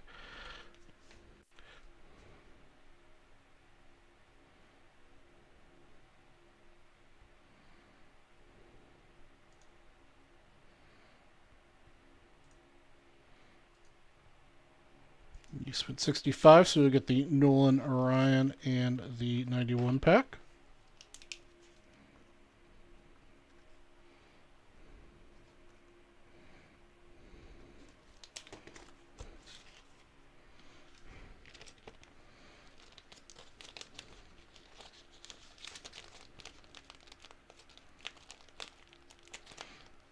That's all right.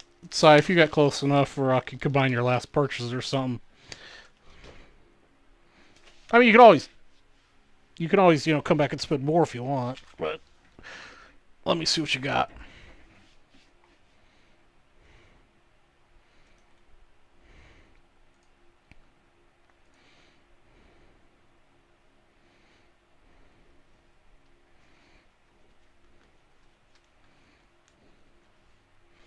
Yeah, so I'd just combine your two purchases. No big deal.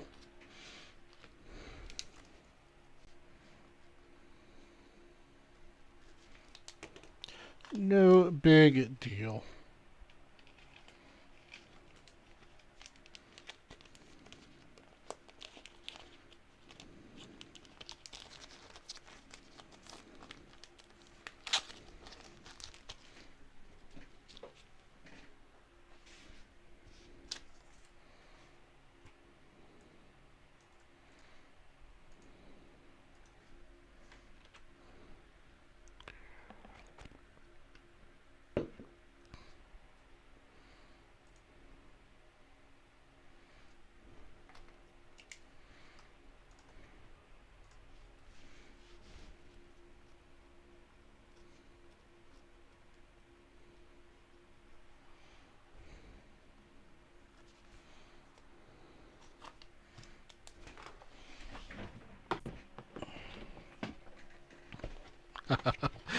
No problem, man. All right, we're going to break this 88 O-Pee-Chee Hockey. We're going to do a 2019 Hoops Premium, and then we'll do 89 Upper Deck Low Number. Who's going to break the seal on the Luminaries box?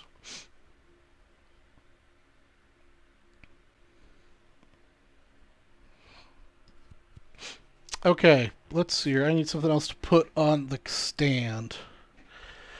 Let's see here.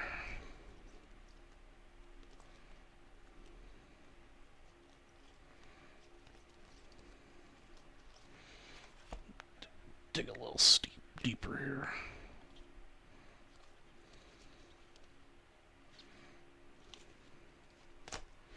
I still haven't really organized these cards.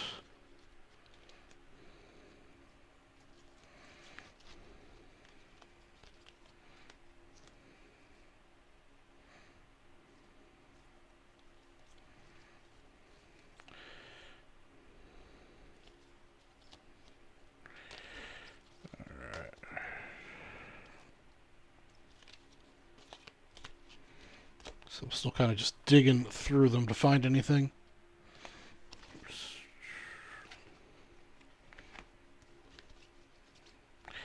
There's no organization yet. Okay, so the next person to spend 100 will get, yes, we'll get a Mickey Cochran and a Rogers Hornsby. They both appear to be pack fresh through the card saver. They both look really nice to me. Next person to spin a hundo. Okay. Let me write up the ticket for this. This is a personal for Matthew.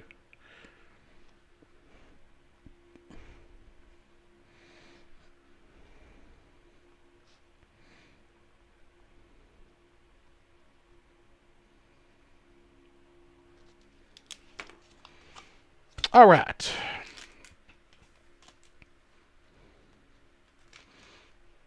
Well, let's pull you a Brett. Or not Brett, geez, a Hull. For some reason I had George Brett on my mind. George Brett was not a star in 1988 O-Pee-Chee hockey.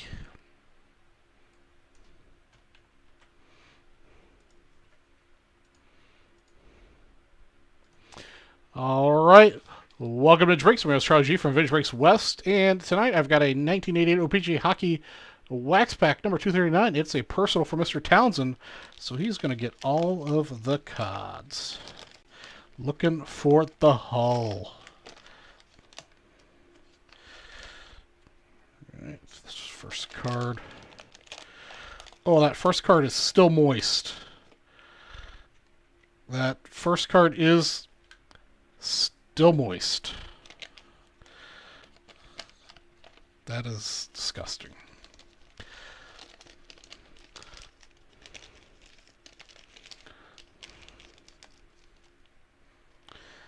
All right, the first card is a Sean Burke, and I'm not going to touch this gum. That's Sean Burke, card number 1. Centering is pretty good. You want me to throw it away? It is in the garbage can.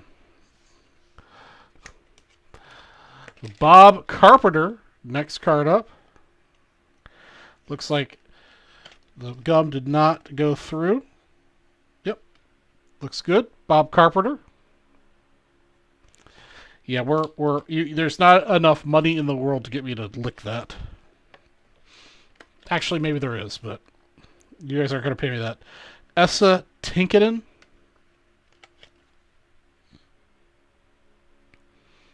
I'm sure I mispronounced that name. We've got Brad McCrimmon.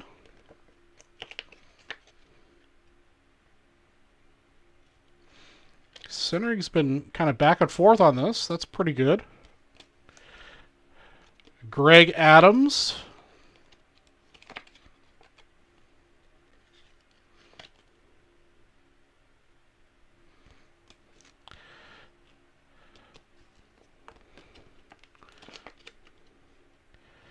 Dave Christian. Matthew Townsend, do you want the wrapper? It still has some of that gum residue on it. And the last card is going to be Peter Tagliante. That wraps up our 1980 O-Pee-Chee hockey pack number 239 for Mr. Townsend. Thanks for watching. Nope, no wrapper. All right, I'll toss that too.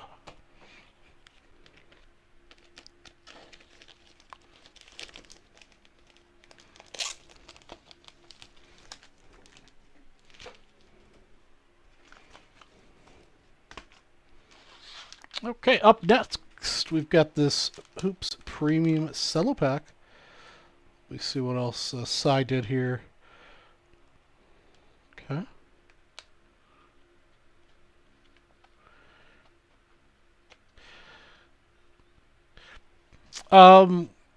They were talking about, earlier in chat, they were giving the list. I don't remember off the top of my head. The big one I know of is just going to be the Jordan short print. What is going on with the website? There we go. Yeah, no. I guess, yeah. Well, but it'd be kind of a...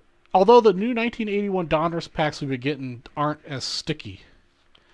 Yeah, these are the 91s. I can't remember if these are the low or high series. It's the series with the Jordan in it. I looked at it before, or when I bought the box.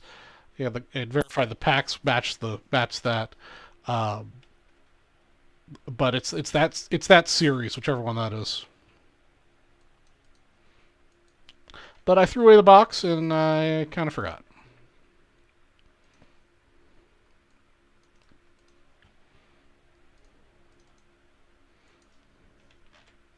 All right, guys, we got an hour left of the show. Remember, we still have $50 promo running to the end of the night. $100 break credit. First place, 1955 set break spot. Second place. Third place, I believe, is $1,000. It is $1,000 VIP spot. Plus $3 all night for a $50 break credit. And I believe the 10 and 100 might be closed already. I think it is. But if we close this Luminaries box in the next hour, that would be awesome. Get my skizzers. All right, Donald, you have an excellent night, my friend. We'll catch you later. Jordan, Chipper, Mizuta, and Bagwell. That's right. Right, and the Ryans were in here. Yeah, this is the series of the Ryans. Okie dokie. Welcome to Vintage Breaks. It's Charlie G from Vintage Breaks West, and tonight we're breaking the 2019 Hoops Premium Cello Personal Pack 84 for Manuel Ortega.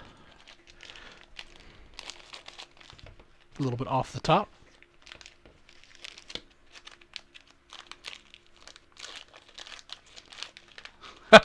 Sai, what are you doing, my friend?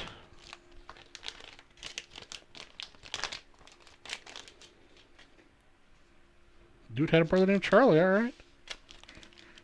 Yes, sir, Donald. I'll be on tomorrow night at 10 after the Let It Rip show.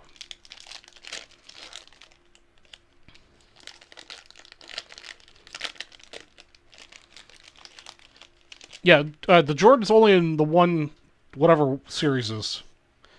Alright, guys, we've got a Kevin Love, Anthony Davis, Nikola Jokic, I'm sure I pronounced that wrong, Ricky Rubio, Tobias Harris, Carmelo Anthony. Got a Grant Williams rookie card.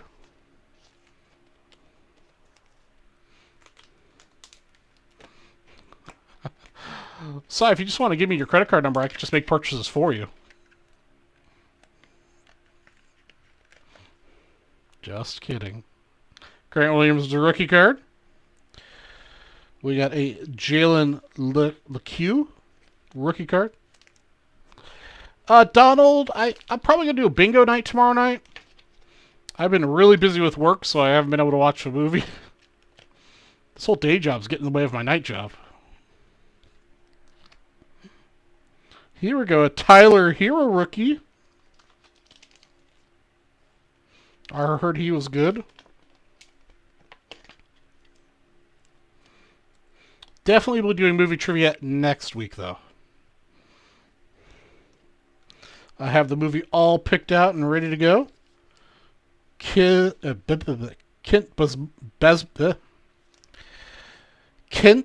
Bazemore, not a rookie, but I went ahead and penny sleeved it anyhow.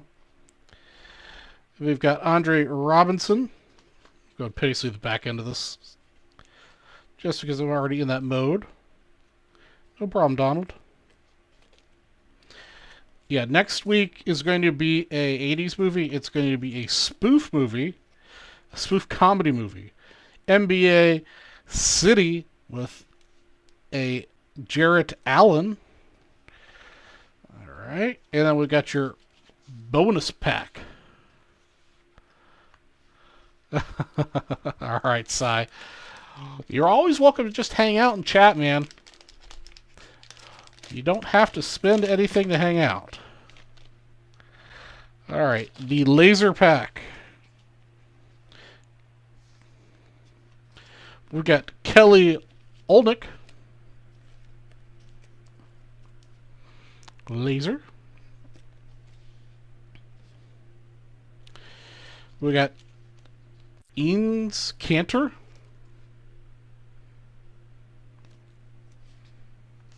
And we do have a rookie of Mariel Shayuk.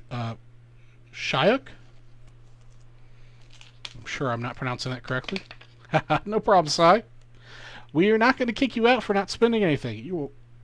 Everyone is welcome here.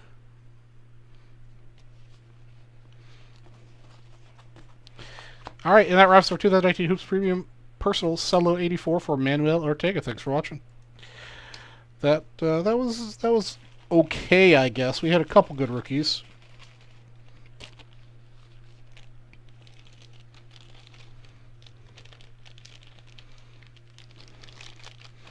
We are a wealth of knowledge, Cy.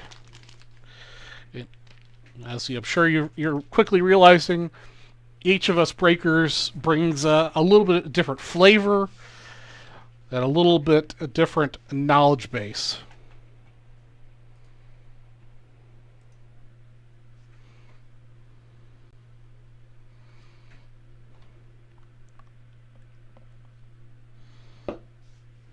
Yeah, tonight's topic was 1906 Cubs players, apparently. Or 1907.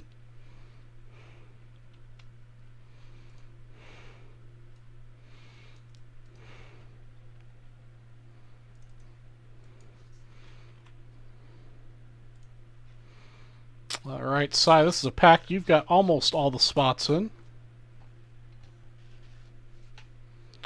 Welcome to Vintage Breaks. My name is Charlie G from Vintage Breaks West, and tonight we're breaking this 1989 Upper Deck Low Number Pack 334. We're going to randomize the list 9 times. Good luck to you, Dean and Cy. And 9. Alright, Dean's getting spots 1 and 10, and Cy gets the rest of it.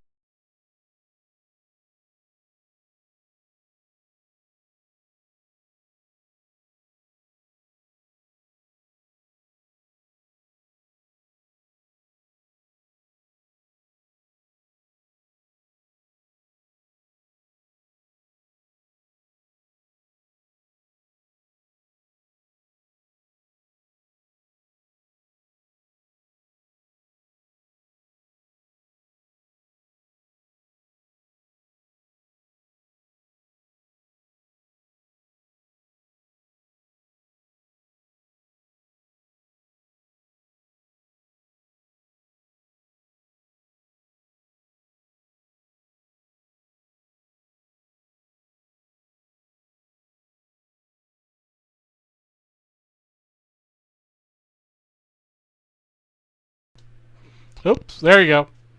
Sounds like I was accidentally muted.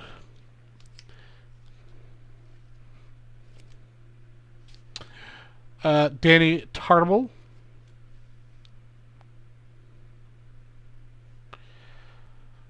Yeah, Mr. Townsend, they definitely printed a lot of them. Rance Mulkins.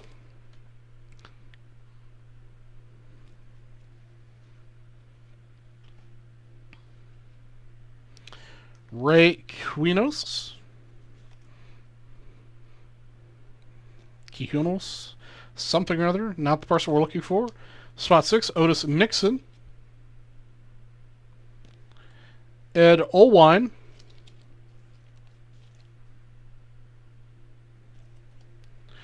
Stickers will go to Dean.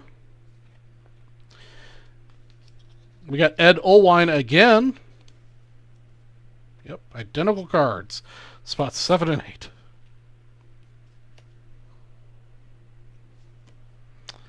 Pete Ign. Let's call him Pete. Pete seems reasonable.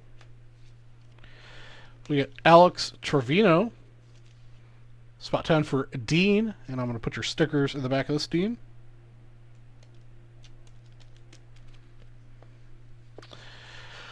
Up next, we've got the Alan Davis for Cy.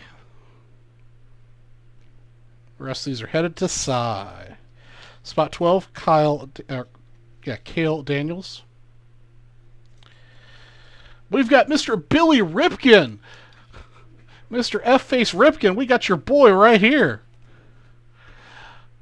Mr. Billy Ripken. This is an 89 Fleer. Chet Lemon.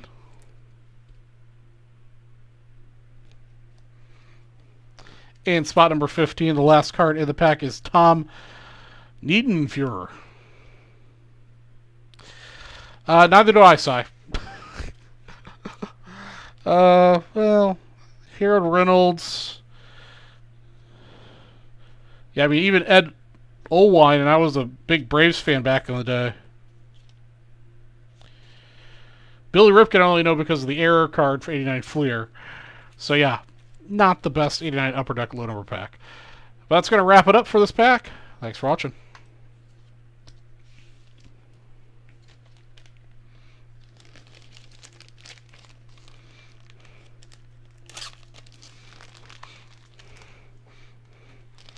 Now, Si, are you familiar with the error that, like Mr. F Face Ripken's referring to, and I was making reference to for Billy Ripken in 89 Fleer?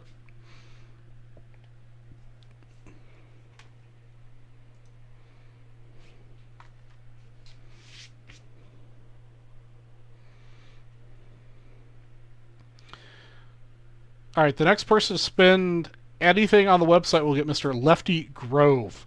Next purchase of anything will get Lefty Grove. A teaching moment. Well, I just happen to have the card in question over here on my shelf of cards. And yes, I am wearing pants today. So 1989 Fleer, in the very early print runs, produced this card. Nothing particularly out of the ordinary on it until you look at what's written on the knob of the bat.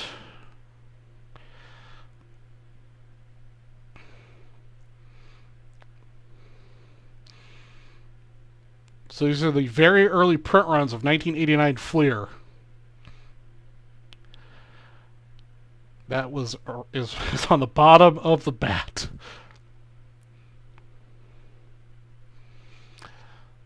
No, this is the only quote-unquote error card I've got. But so, yeah, they printed this, I believe, for only a couple of weeks. And then they went through various variations of trying to get rid of the error. There's where they, like, scribbled it out with white. There's a white, like, cloud over it. There's the black box is the most common. There's a black box on it. There's kind of like a black oval. I want to say there's, like, 12 variations of it. In my boxes of cards, I've got, I think it's 4 of the error variations. Not the black box, but the various scribbles and whites and black, the not black boxes of it. This card's actually not particularly rare because every kid in the 80s kept it. It's particularly rare in a 10 because kids didn't keep their cards very well. And 89 Fleer is not exactly known for its quality control for centering. The cards that had it in the various phases of being whited out or obliterated are extremely rare. And I've got several of those. And the black box is just common. They printed that for, majority of 1989. But so that's when people talk about the F-face error card. That is what they're talking about.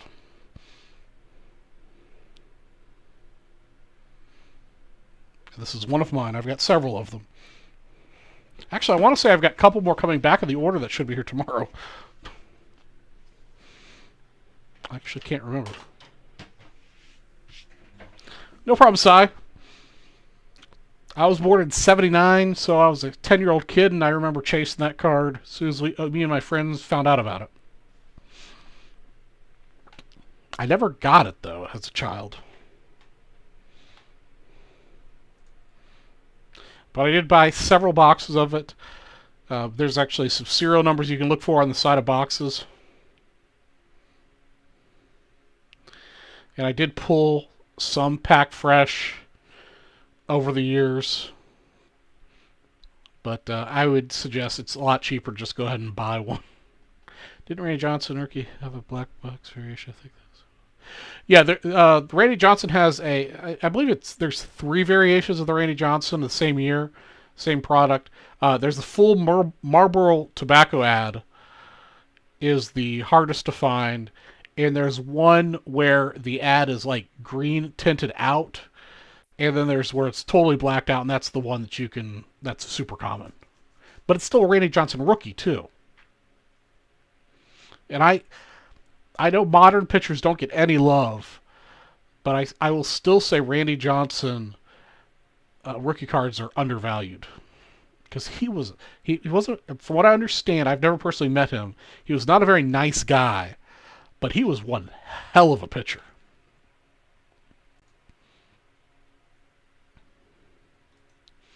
All right, guys. The next person to buy anything on the site gets Lefty Grove.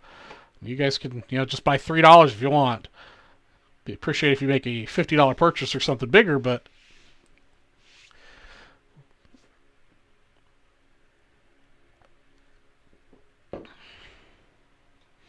we don't have that many people in the $50 promo, so we got a pretty good shot at winning either a $100 break credit, a 1955 set break spot, or a $1,000 VIP spot. Another 45 minutes to go.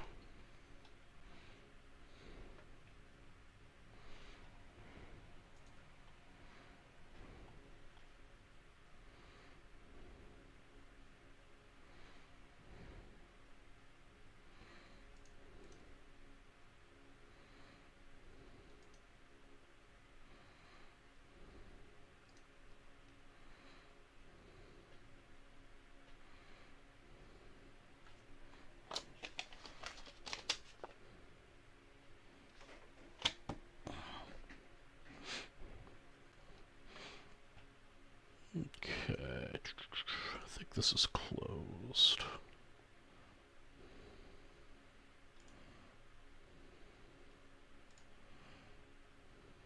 Yep. All right, I'm going to go ahead and give away the $10 and 100-inch one that closed a little bit ago. You guys sold that one out just before midnight. Go ahead and get ahead of the evening's festivities.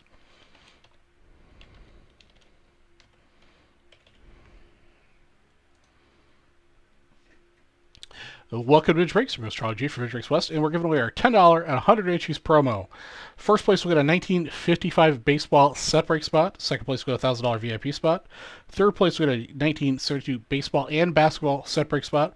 4th through 10th, all get BAM spots. And last place, the butter position, will get 1966 and 1972 baseball set break spot and a BAM spot. We're going to randomize our list 3 times. Got our 100 entries right here. Let's see who wins. 1, 2, and our winners at 3 are, we got Bennett Page taking home the 1955 set break spot, Cy taking home the $1,000 VIP, Bennett taking home the 72 basketball and baseball pack, and then a bunch of band spots for everybody. And then butter position is Robert Ploss. I believe Robert was looking for the butter position prize in the previous thing. Previous random we did, well, he's going to get it this time. He get the 1966 and 1972 baseball set break spot and a BAM spot.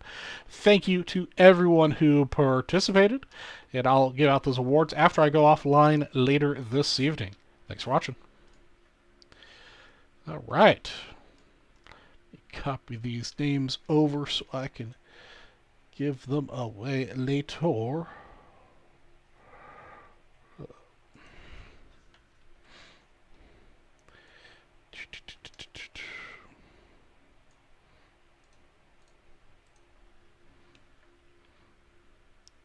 Here come the Mariners. What are the Mariners doing?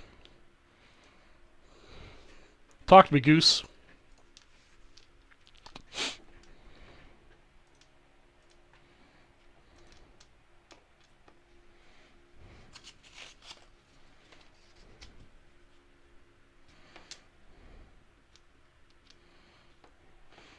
Are we going to have somebody step up and be a hero and sell the luminaries for me? It's a tall ask.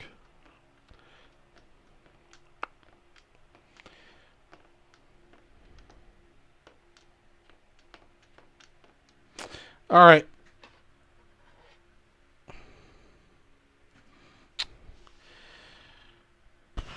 Ooh, I don't want to give away that one. All right. Since first place in the Luminaries box already gets a $50 break credit and the card that's in the box, second place, this is for my personal collection. This is not Vintage Breaks. This is from Charlie G personally. Second place on top of the VIP spot and a card stand will also receive this 2018 Topps Update Ronald Acuna Jr. PSA 8.5 rookie card. That'll go to second place on top of everything else. But we have to sell it out in the next 40 minutes. I know it's a tall order, so that's why I put a pretty good card on top of it.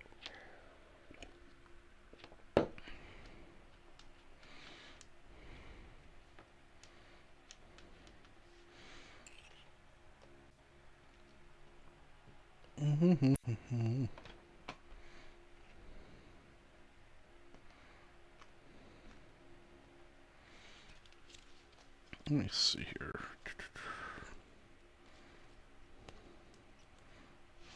Also throw in a Gary Sheffield card to the next person who spends 50. So you get 91 pack and Gary Sheffield. And if you happen to be the first person to spend anything, you'll get Lefty Grove.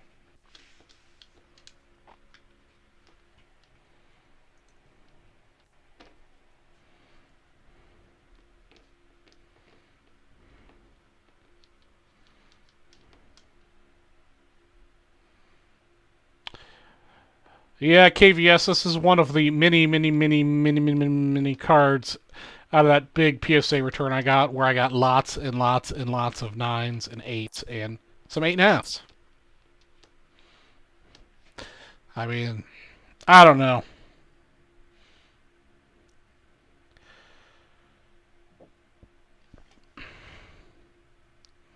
I don't see any white on those corners.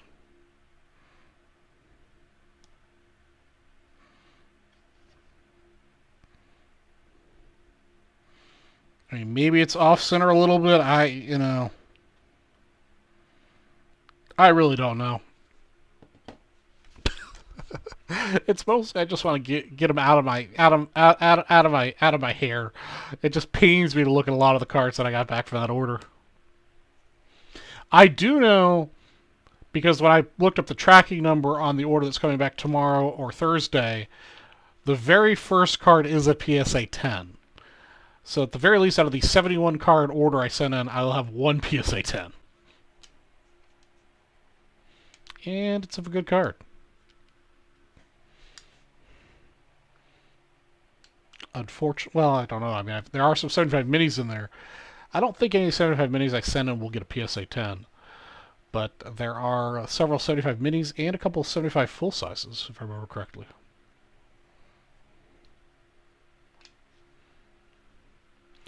All right, guys, what are we going to end the night on? We're going to end the night with breaking one more pack.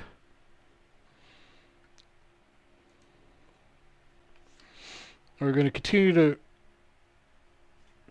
to research our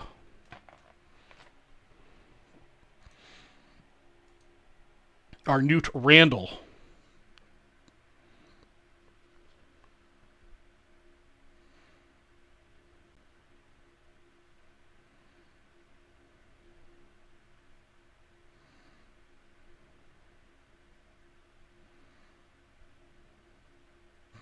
Before start of MLB, yeah.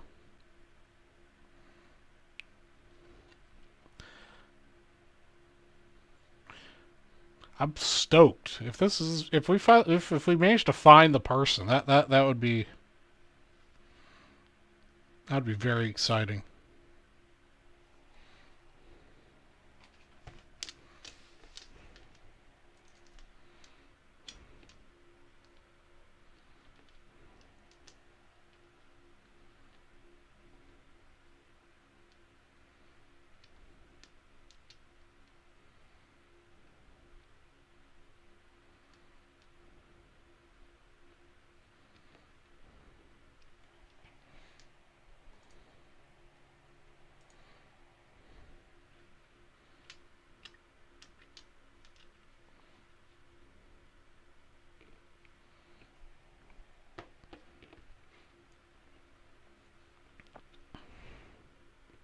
Also, KVS, I still owe you guys a updated picture of my my card displays, but I just keep forgetting.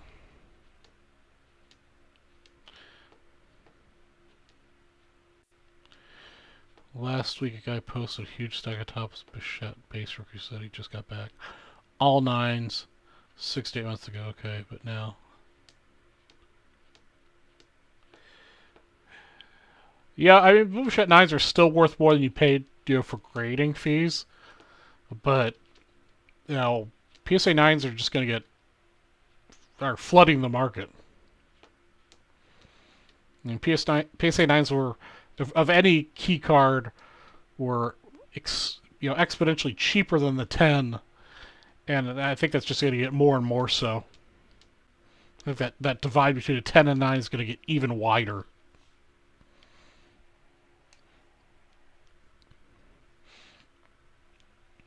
But it is interesting, I mean, you guys know I'm obsessed about Nico Horner, and I keep buying his cards, and I keep watching the Pop Report. And unlike players like Bichette or Acuna or the other like super hot players, the Acuna cards, or not the Acuna, the people that are submitting cards for Nico Horner, the population report for Nico Horner's, various Prism cards or whatever, the 10s are still moving up quickly. The 9s, the 9s aren't nearly as fast as the 10s, so the 10s keep pulling ahead for how many 10s there are in the system. So I still suspect PSA is doing population control. I find it hard to believe that,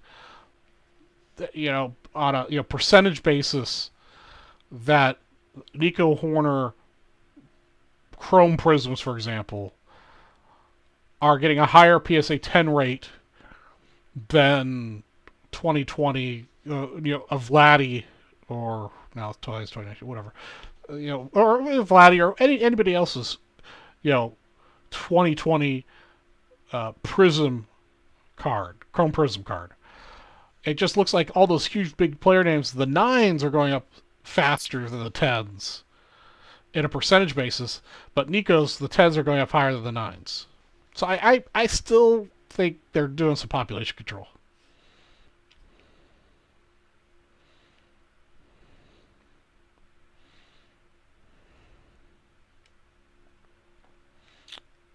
Yeah, Timothy, I still maintain my my mother's Ancestry account, mostly because I can't bring myself to let it get canceled, because that was her huge hobby, and she's got literally thousands of hours of research into it. But it'll have the census data available, and I'm not sure what year the census was run there.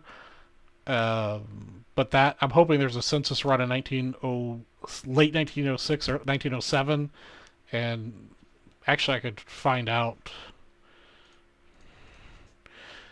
I can just Google that right now.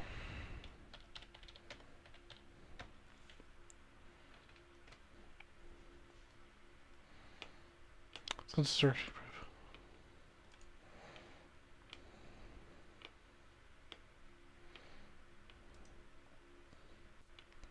Okay, it's every 10 years, so that's not going to help me. There will be a 1900 census and there will be a 1910 census. So never mind. I'm not sure if Ancestry has real estate records or not available. But Ancestry still has, if his name, I could probably do some search on that. Yeah, KVS, the order that I'm getting back is a modern, not an ultra modern. So it's a 1972, I believe, to 2014 is what they consider modern. And it's a 71 card bulk order that I submitted. Actually, I mailed it to him just over a year ago now. So it'll be just over a year this order's taking to get back to me. My next bulk order, I'd have to go look. I don't think I sent until January. So that's I probably won't see that until January next year either.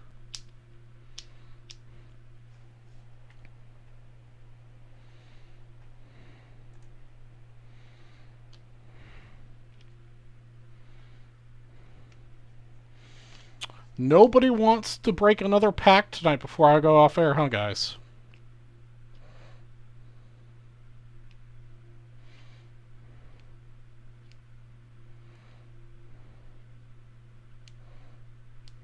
Again, my offer is still valid. If you guys can prove, whether it's Newt or somebody else, was a Cubs player in 1907, with definitive proof that a Cubs player that started with playing the Cubs in 1907 lived at this address, pause the video. In 1906, it played on the 1907 team at 17 East 46th Street in Chicago. A definitive proof. I'll give you that PSA 10 Nico Prism.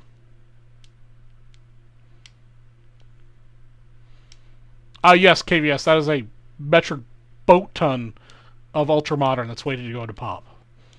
I mean, there's still probably millions and millions and millions of cards behind. I mean, some people, I don't know, because PSA doesn't share any information. But I think some people are saying that PSA is currently pumping out 250,000 cards a week. I mean, that's a lot of cards. But who knows if it's true? Maybe they're only pumping out 100,000 cards a week. No idea. Even 100,000 cards a week is a lot of cards.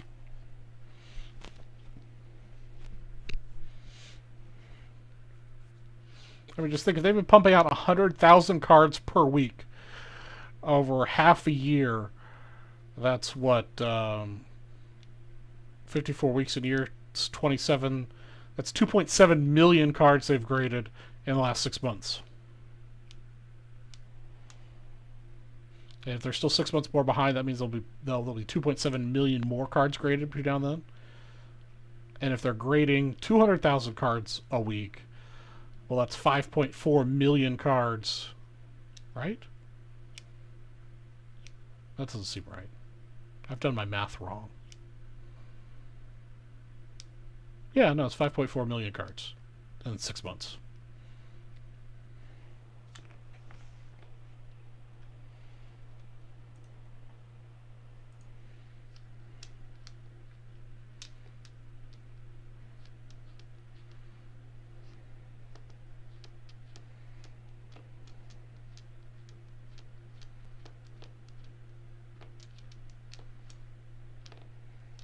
Alright, guys, last 26 minutes to go.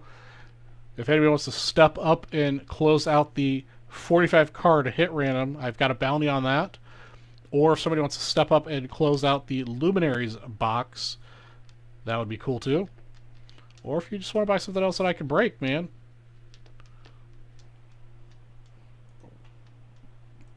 In the next 26 minutes. Otherwise, we're going to end the night, and I'm only going to have two promos to give away.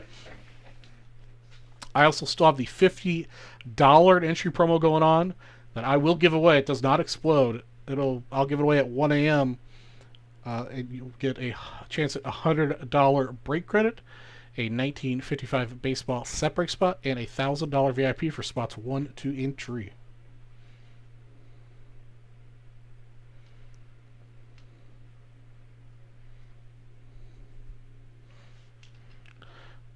All the good side people with raw cards are going to be willing to pay for graded ones, because who knows when PSO will get back. Well, yeah, KVS, I mean, that's something I've seen. I saw a lot of it at Nationals, and all the card shows I've gone to since Nationals, there's a huge number of raw cards that people are selling at shows.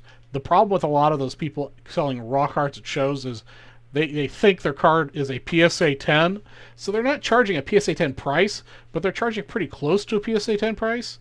And, well, you can't get it graded. You don't know when you'll be able to get graded, and you don't know what the price to get it graded will be. And who knows if they're getting a 10 anyhow. So people are going to need to start realizing that, say for example, this card, I have no idea how much this card's worth in graded formats and whatever. But say this card was worth $100 in a PSA 10. Raw, it's probably a $5 card. And that's if it's a 10, it's a $5 raw card. So you can't sell the if it's a $100 PSA 10, you can't sell it for $80 or $70. It doesn't make sense. Even if PSA comes back and charges $25 or $30 a card to grade bulk or single cards, it just doesn't make any sense for that risk. So you're going to have to be down to less than $20 maybe. I don't know. But it pains me to walk by booth and see cards that are raw priced at $20, $30, $40, $50 less than a 10. Because that's not the way this works. And I think that's the problem with a lot of the younger kids. I keep sounding like an old man. I really don't like to sound like an old man. But all these younger kids that got into it to flip don't seem to understand.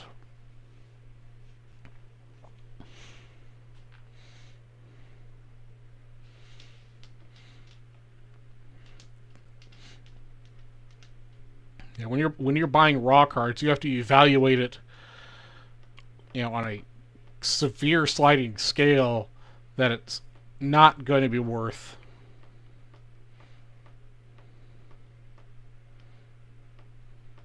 Well, yeah, I mean, SGC is going to cost you $30 to grade. And SGC's fast. I know I keep telling you guys, I have this pile of cards here on my desk that I need to send to SGC, and I just still haven't done it. But, $30, say it's worth $100 in SGC 10. You're taking a risk that it comes back at 10. How much you're willing to spend on that risk? You're not going to spend 70 because it's not a 100% sure thing you're going to get 10 on the card, and you've got no extra value. There's no value add there. Is it worth $50 to you? You spend 30 and then you get an extra. You make $20. That's a high risk for very little reward. Maybe you start talking in the $20 or less range. You take that risk. The way I'd look at it is if it PSA or if it comes back in SGC 9 at the cost of the card plus grading, I should still be able to make a few dollars. That goes with any card that I buy raw. As I try to evaluate, this is what else do I have here? This is a card that accidentally got sent to me, but I'm sending it back to Matt. But say for example this Aaron. I don't know off the top of my head remember how much this Aaron's worth. But based on its centering, its really loved corners, I think it'd probably come back a PSA 2 or 3. I don't think there are any creases in it. Actually, there's a crease in the upper left corner. So I would pay for this card whatever a PSA 2 is minus the grading fee. So minus 30 or $40. I don't know what the price of a 2 is versus a 3, but that's how I personally would approach this card. And that's if I'm buying it for myself personally, not if I'm looking to resell it. If I'm looking to resell it, make some money, then I want to factor in a little bit more for resale.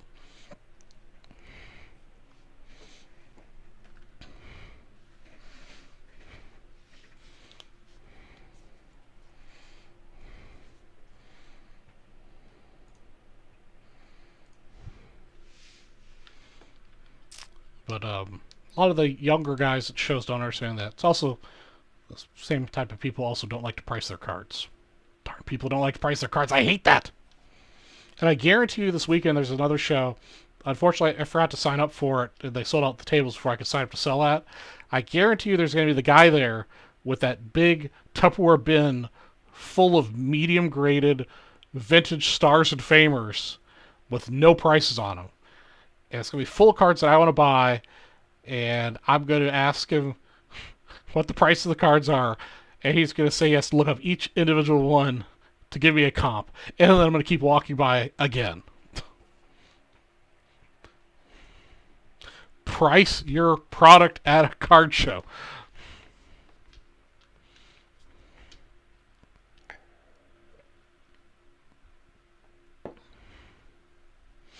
Yeah, Preston, right now, the only exception I'm making for buying cards that are ungraded is anything that's like 2021 that I'm speculating on.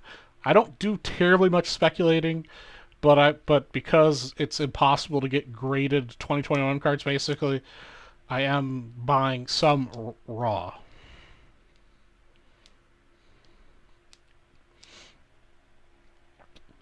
And I won't buy raw vintage on eBay.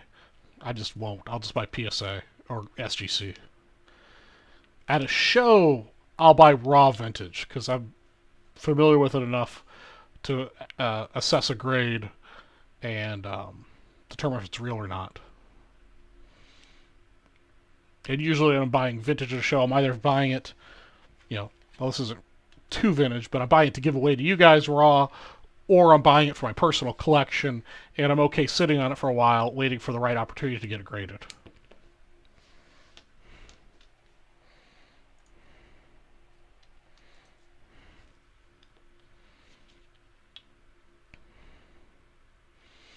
All right, guys, we got another 15 minutes to go. Are we going to sell out something else to break tonight? Again, the next person to buy anything. Nobody's bought anything on the website in the last 45 minutes to get Lefty Grove. You could spend $3 and take home Lefty Grove. You could spend $50 and get Gary Sheffield rookie and a 91 Upper Deck pack. You could spend $100 and get a Rogers Hornsby and a Cochran. If you spend $150, you'll get these two, this pair, and this card in one purchase. Or we can sit and chat some more. That's fine too. Go with that. We've had a pretty decent night. When I was a kid, there was a deal that always asked me how much I wanted for one of my cards. Then I would say a price too high. I would say not interested.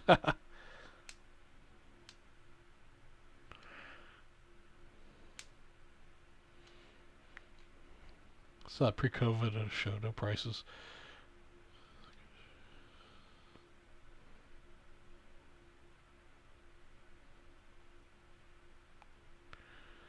Are all VB crap players?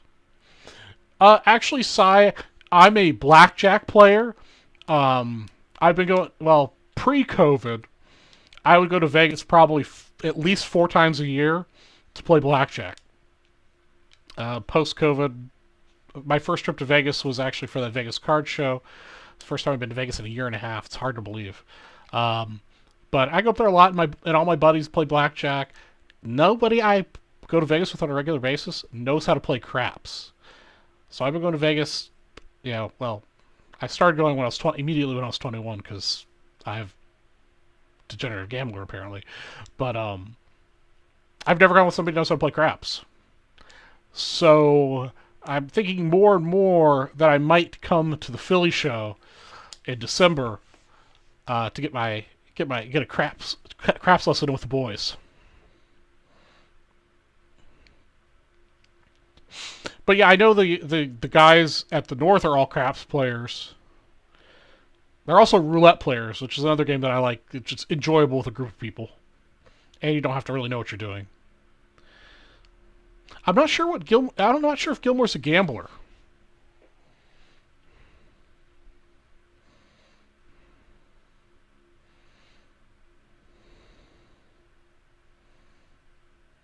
I'm interested in learning. I just haven't ever gone with somebody who knows how to play. Like I've watched videos on how to play, and I still don't understand. and despite what I do with you guys here, I am very, very, very awkward in social situations. I've always had crippling social anxiety my entire life. Actually, being a host on Vintage Breaks has helped that a lot for me. So I just couldn't ever walk up to a table and ask how to play and all that stuff. I couldn't. And I still can't. I just not that confident, I guess, or whatever. I don't know. Not that outgoing. But I would totally play. Gilmore wasn't in Philly. Gilmore wasn't at the show. But I know Leighton and Sam and Johnny Five all are big craps players. Gilmore might have played with him in a previous show when he was up there. Yeah, Preston. Yeah, I am, you know, pre the Vintage Breaks West show, uh, very not social. Still very not social. Yeah, I mean, I don't talk about it a lot, but I've been seeing a shrink, as it were. A psychologist or psychiatrist. I was getting confused for years to work on this problem. It's just you know, mental health is very something people should talk about more. It shouldn't be ashamed of. But I've been talking to a therapist for a long time. It helps a lot. Um, and I think making the step to do this, host this show, has helped me a lot too.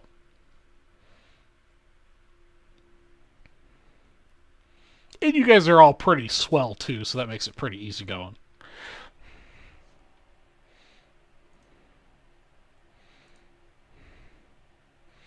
There we go, Sean Parker. I was wondering how long it takes somebody to spend $3 to pick up Lefty Grove. Sean Parker picks up Lefty Grove for $3.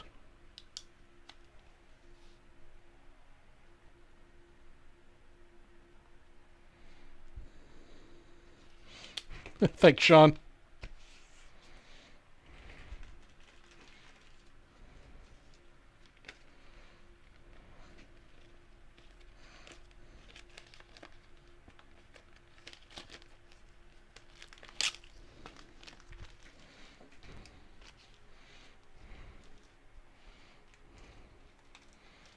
Preston, I do agree. I think it's something people need to do more of.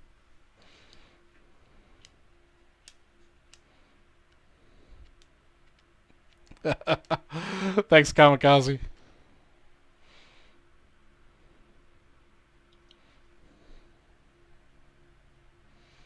But yeah, I'm thinking. Yeah, I know I keep mentioning. Um, I had that COVID scare this weekend. I'm waiting for my second test. I'm gonna go take that tomorrow. Make sure I'm negative, and then I might book a little, 3, 4, 5 night trip to Hawaii, do a little relaxation because I honestly haven't had a vacation in a year and a half because can't travel anywhere with COVID. I figure if I go to Hawaii, I could go to one of the, I'm obviously very pro Marriott. I spent almost 10 years building Marriott properties all over the West Coast. Um, and just where I like to be. I'd probably just go to Honolulu, Preston. It's where I'm comfortable at, especially since I'm going to be traveling by myself. It'd be the biggest trip I've ever made by myself. And I've been there 3 times before. Yeah, 3 times before. And that's where I've always gone. So I'm comfortable there. I know a lot of places to eat and, just places to chill out. And I can just sit and watch the ocean. That's what I love about cruising. As you guys may know, Mark is on a cruise right now.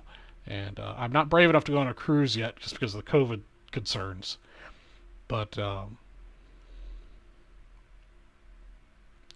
it's just beautiful. I'll stay at the Surfrider Hotel. Um, Usually where I stay now that it's a Marriott property. Um, I just sit on my balcony and watch the world go by. Or I'll go and get a cabana or a beach chair and watch the world go by and let them bring me cocktails all day. I do two things on vacation. I rest and do absolutely nothing. I eat good food, and I just relax. Especially places I've been multiple times. If I went to Maui or some other island, I'd go see some touristy stuff. But I've seen all the touristy stuff on Oahu. I could just go there and relax. But even when I go someplace I haven't been, very, very chill. No real schedule. Yes, sir, Cy. And it's been a tough year for me. It's been a tough 2 years for a lot of people in general. Cy, I'm sure you weren't around long enough, but I lost my mother earlier this year after a long battle with cancer. I also lost my dog a month after that. So it's been a rough year for me, guys. I really need a vacation.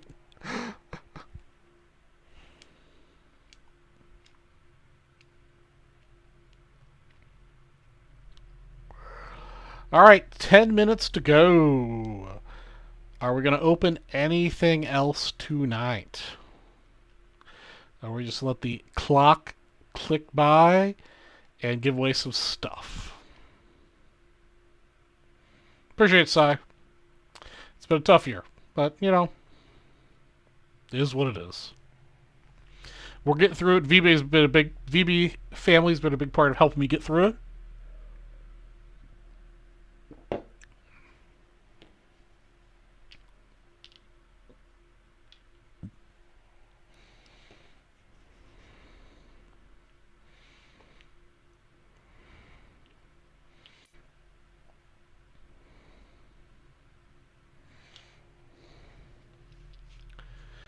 All right.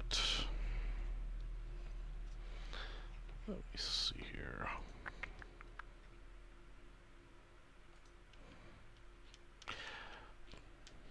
Yeah, guys, just for reference, in the $50 promo with a $100 first prize, a 55 Topps baseball set break in second place, and a $1,000 VIP spot in third place, I have 6 entries.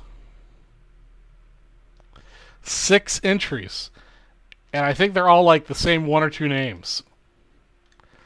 So, yeah, really good chances to win a $100 break credit, 55 top set break, or a $1,000 VIP spot here in the last couple minutes. If you want to drop $50.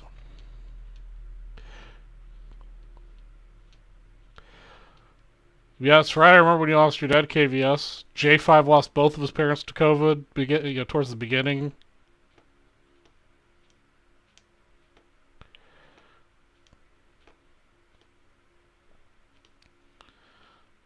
Sorry to hear that, Cy.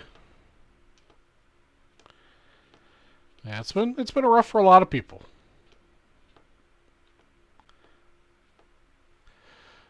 Let me see your side.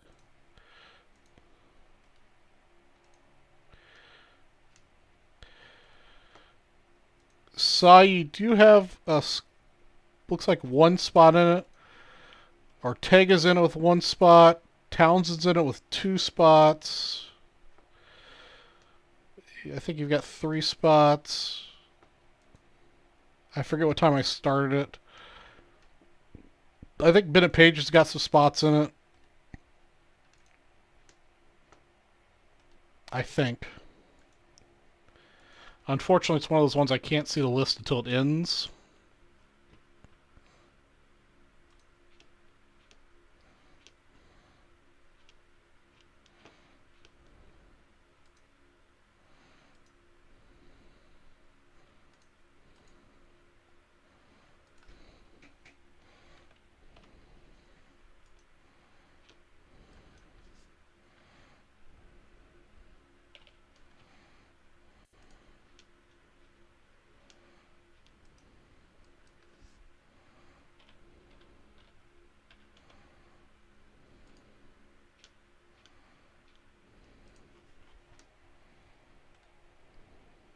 Oh, it's... yeah, Townsend's got 2 entries. You've got 3 entries.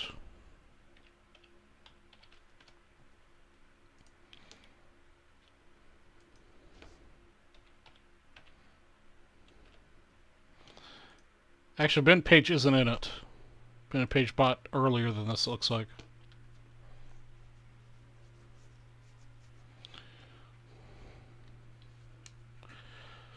Yeah, it's it's tough figuring out what's normal anymore.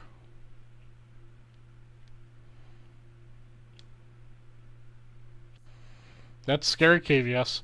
Well, like right now at our office, we've got roughly 40 people, 45 people that work in the office. I'm the one person that's stubborn and won't go back to the office yet for many different reasons. But on Friday last week, we started having a COVID outbreak. And I was in the office. I actually went and had a meeting in the office for 4 hours with 2 groups of people, with 2 people in each group. So I had a meeting for 2 hours with 2 people, and then I had another meeting with 2 hours with 2 other people for some stuff I couldn't get them to understand over the phone or via WebEx and all that stuff. Well, on Friday I found out that 3 of those 4 people had COVID, tested positive that day or Thursday, so I had to test. But I was feeling pretty bad under the weather on Friday and Saturday, but I tested and came back negative. But out of our office of I think there's 45 people now, we currently have at the least 9 people tested positive right now in our office that are sick, like actually sick. Of course, due to HIPAA regulations and stuff, yeah, the office can't exactly produce a list of people or the number, but through people we know and friends and texting and stuff, we've managed to put together a list that there's at least 9 people in our office out with COVID. And we're highly vaccinated. Most of those people are vaccinated.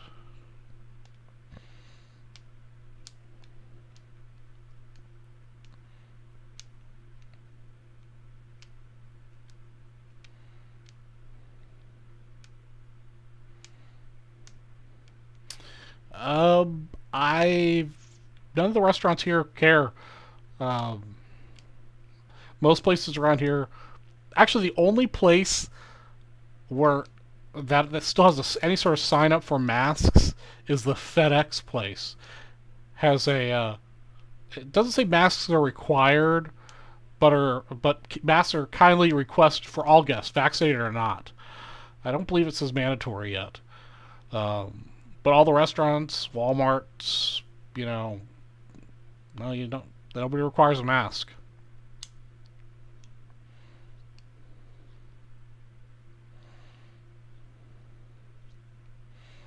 From what I understand, Hawaii, you need to have proof of vaccination, which I have. You also need to have proof of vaccination before you even fly there, or a negative test result within like 48 or 72 hours.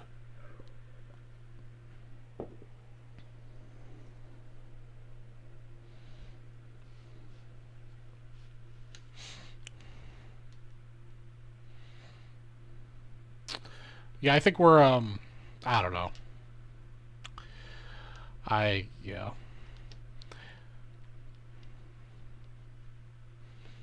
Yeah, when I go grocery shopping, I still go grocery shopping in person, even during the height of COVID.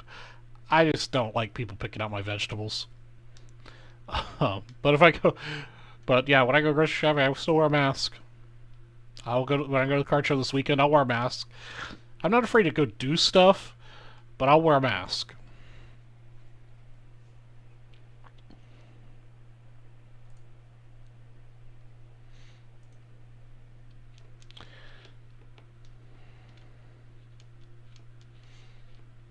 Yeah, Preston, that's the same way I am. Yeah, ever since my mom passed, I don't have to worry about bringing home some. I mean, I don't want to get sick either. I've got my own health problems. That COVID's not good. I'm very overweight, and that's not good for people with COVID. But I don't necessarily have to, worry about giving it to my mother who had no immune system. So I'm less afraid to go out with a mask on than I was before.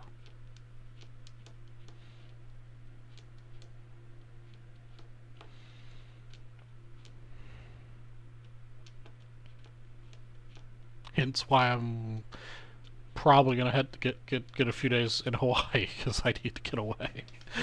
I love my house. I like being a homebody, but I really need a break.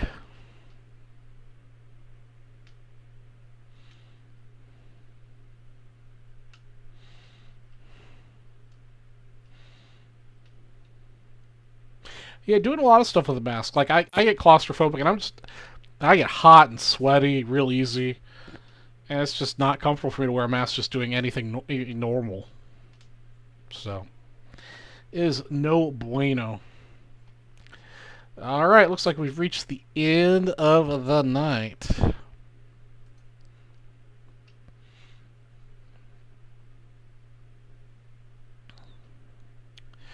Alright, we've got... You closed 8th, Connor? It's the last second here. Let me make sure you got captured here.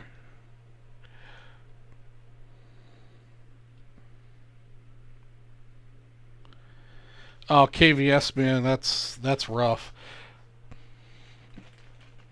All right, KVS, you're taking home We got one more pack to break tonight, and then we're going to give away some stuff. Of course, if you guys happen to sell out something else while I'm breaking this pack, I'll stay up and break it too.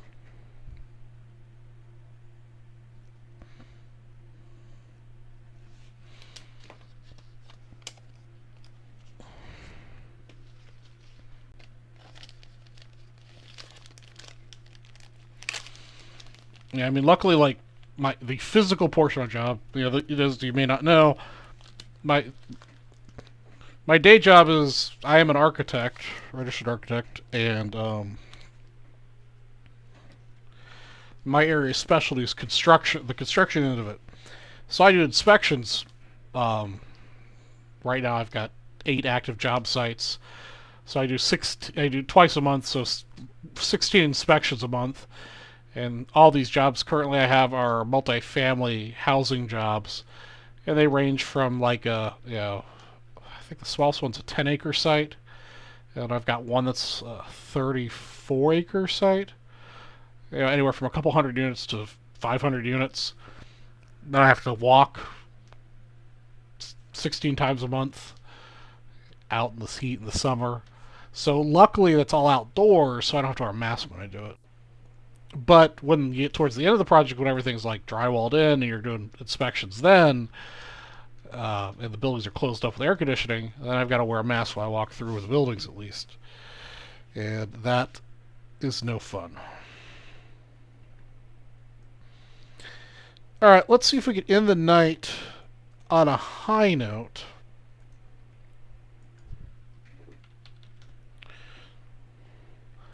With 1983 Donners and get that Gwyn rookie. We got the second year Gwyn earlier out of an 84 Donruss.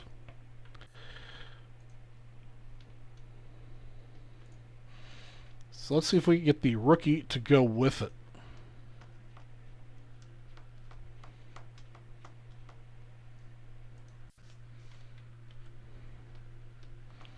And guys, if you do make a purchase now, the 2 promos won't show up, but they will. But if you do make a purchase, I'll change in time for the $3 promo and the $50 promo to capture whatever you spend. So don't worry about that. I work in Arizona.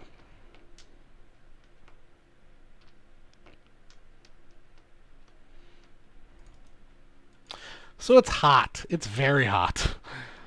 You know, during the summer, you know, it'll be 115, 120 degrees, and then, you know, walking on top of a roof or hot asphalt roof, or, you know, it could be 150, 160 degrees. It's hot.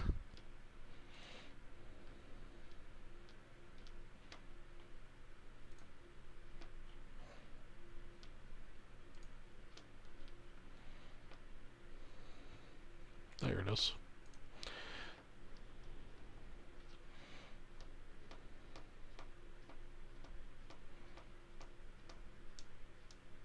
That's what makes the show different. We do a little, you know, we're less sales oriented. I mean, sales are good. I mean, you know, you guys have to buy stuff in order to keep me on the show. You know, I mean, that's just the nature of the beast.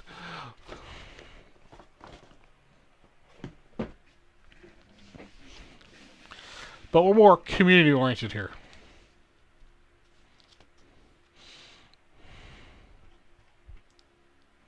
California. Yes, sir. I noticed that.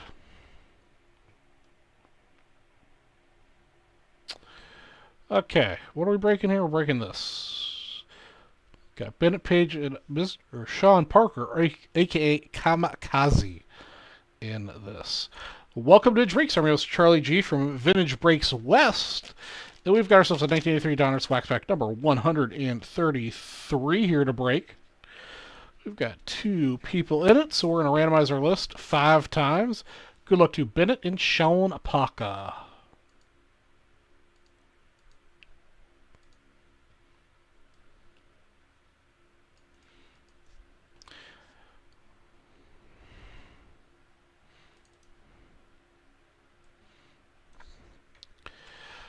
Yeah, Sean, Well, not many years ago. Well, yes. God, I'm old, guys. It seems like it. It seems like it's old, but about maybe it was about 10 years ago, maybe less, maybe 6 or 7 years ago, actually. When I was doing Marriott projects, I did a lot of Marriott hotels in California. So if you stayed at a Marriott hotel in California that was built between 2012, right? No, sorry, 2000. Jeez, 15 years. Yeah, 2006 to 2016. Chances are I worked on it, especially if it was a limited service hotel. I did a lot of limited service, like Courtyards, Town Places, Fairfields, Residence Inns, that level. We did a couple resorts, the higher end ones, but that was our bread and butter, was doing those. Did a lot of those. All right, there's our names list. Enough about me. First card right here. Let's see if we can get that Gwyn rookie to go with the second year Gwyn we pulled earlier.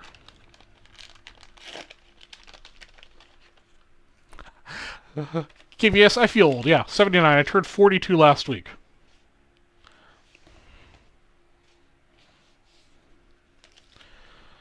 Steve Henderson. I feel old sometimes, man. Mike Richard, spot 2 for Bennett.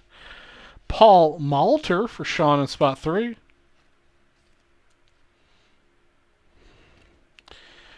Jerry Usder. Thanks, KBS. Yeah, last Wednesday was my birthday. When I was on air doing the show. Kelvin Moore. I had all kinds of promos and stuff, and I was going crazy. And you guys didn't even sell out the 75 mini pack I have. My only birthday wish. Cry.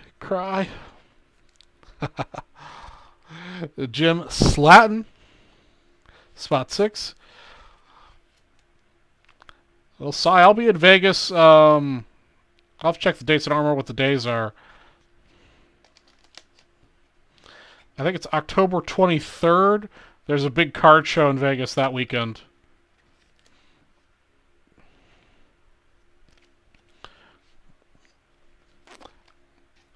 So there's a card show, and there's also a whiskey festival. That's the reason why I was going, was the whiskey festival before I heard about the card show. Doug Bird, spot 8. Ken Forsch, spot 9.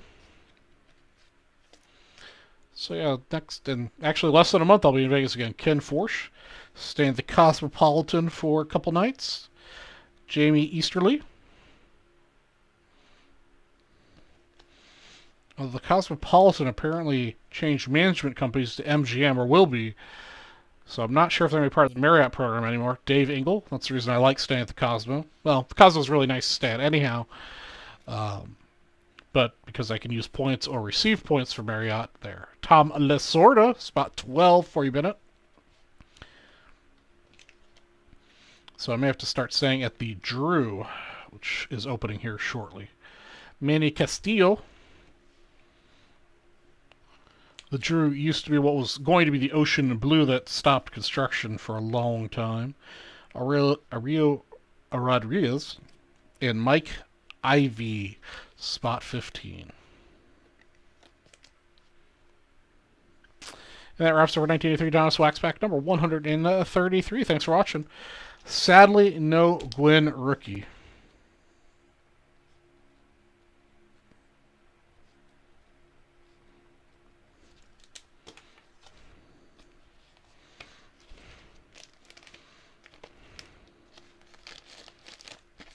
Yes, I also, Cody Cheek, the resident mailman, Cody C.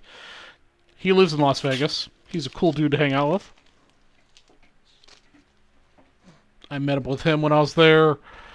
Was I there early this month? God, this month's gone by fast. When I was there for the Vegas show early this month.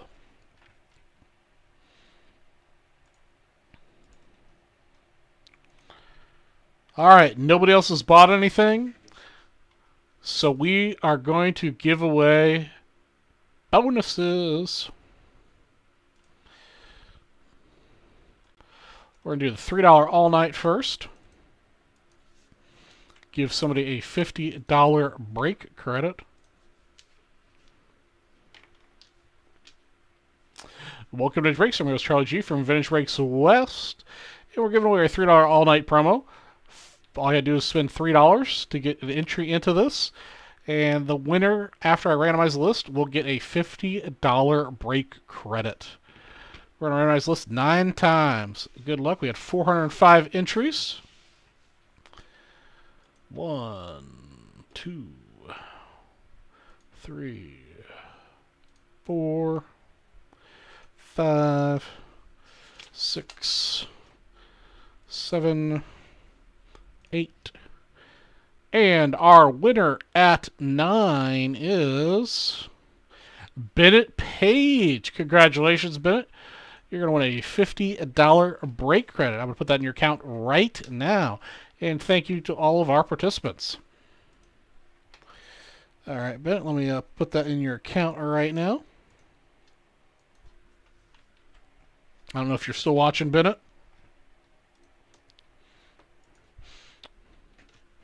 If I remember right, was it Bennett that won the $50 and the $100 last night? Let's see if Bennett's going to do a repeat.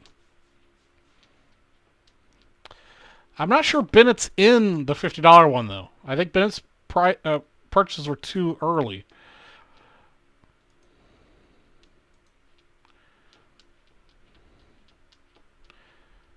Yeah, Bennett's not in this one. We only had 7 entries, guys, and we've got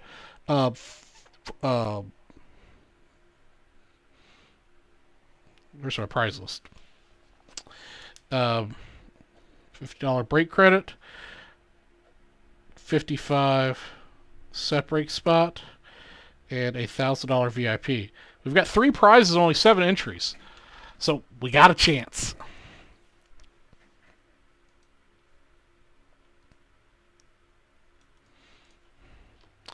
This one, we're definitely Vintage Breaks is losing on this one, but that's okay. We don't have to, don't have to win them all. It's all right. We had a good time. Welcome to Vintage Breaks. My name is Charlie G from Vintage Breaks West. We're giving away our $50 Vintage Breaks West closeout the evening promo. Every $50 you spent between whenever I started this and now got you an entry. We only had 7 entries in it, so pretty good chance you're going to get top 3 prizes. First prize is a $50 break credit. Or, sorry, no, it's a $100 break credit. Sorry, $100 break credit. Second place is 55 baseball set break spot, and third place is a $1,000 VIP spot. It's down my post note in a hurry. And we're going to randomize the list 4 times. We've got Sean Parker, Cy, Manuel Ortega, Townsend twice, and Cy again twice. 4 times on the random.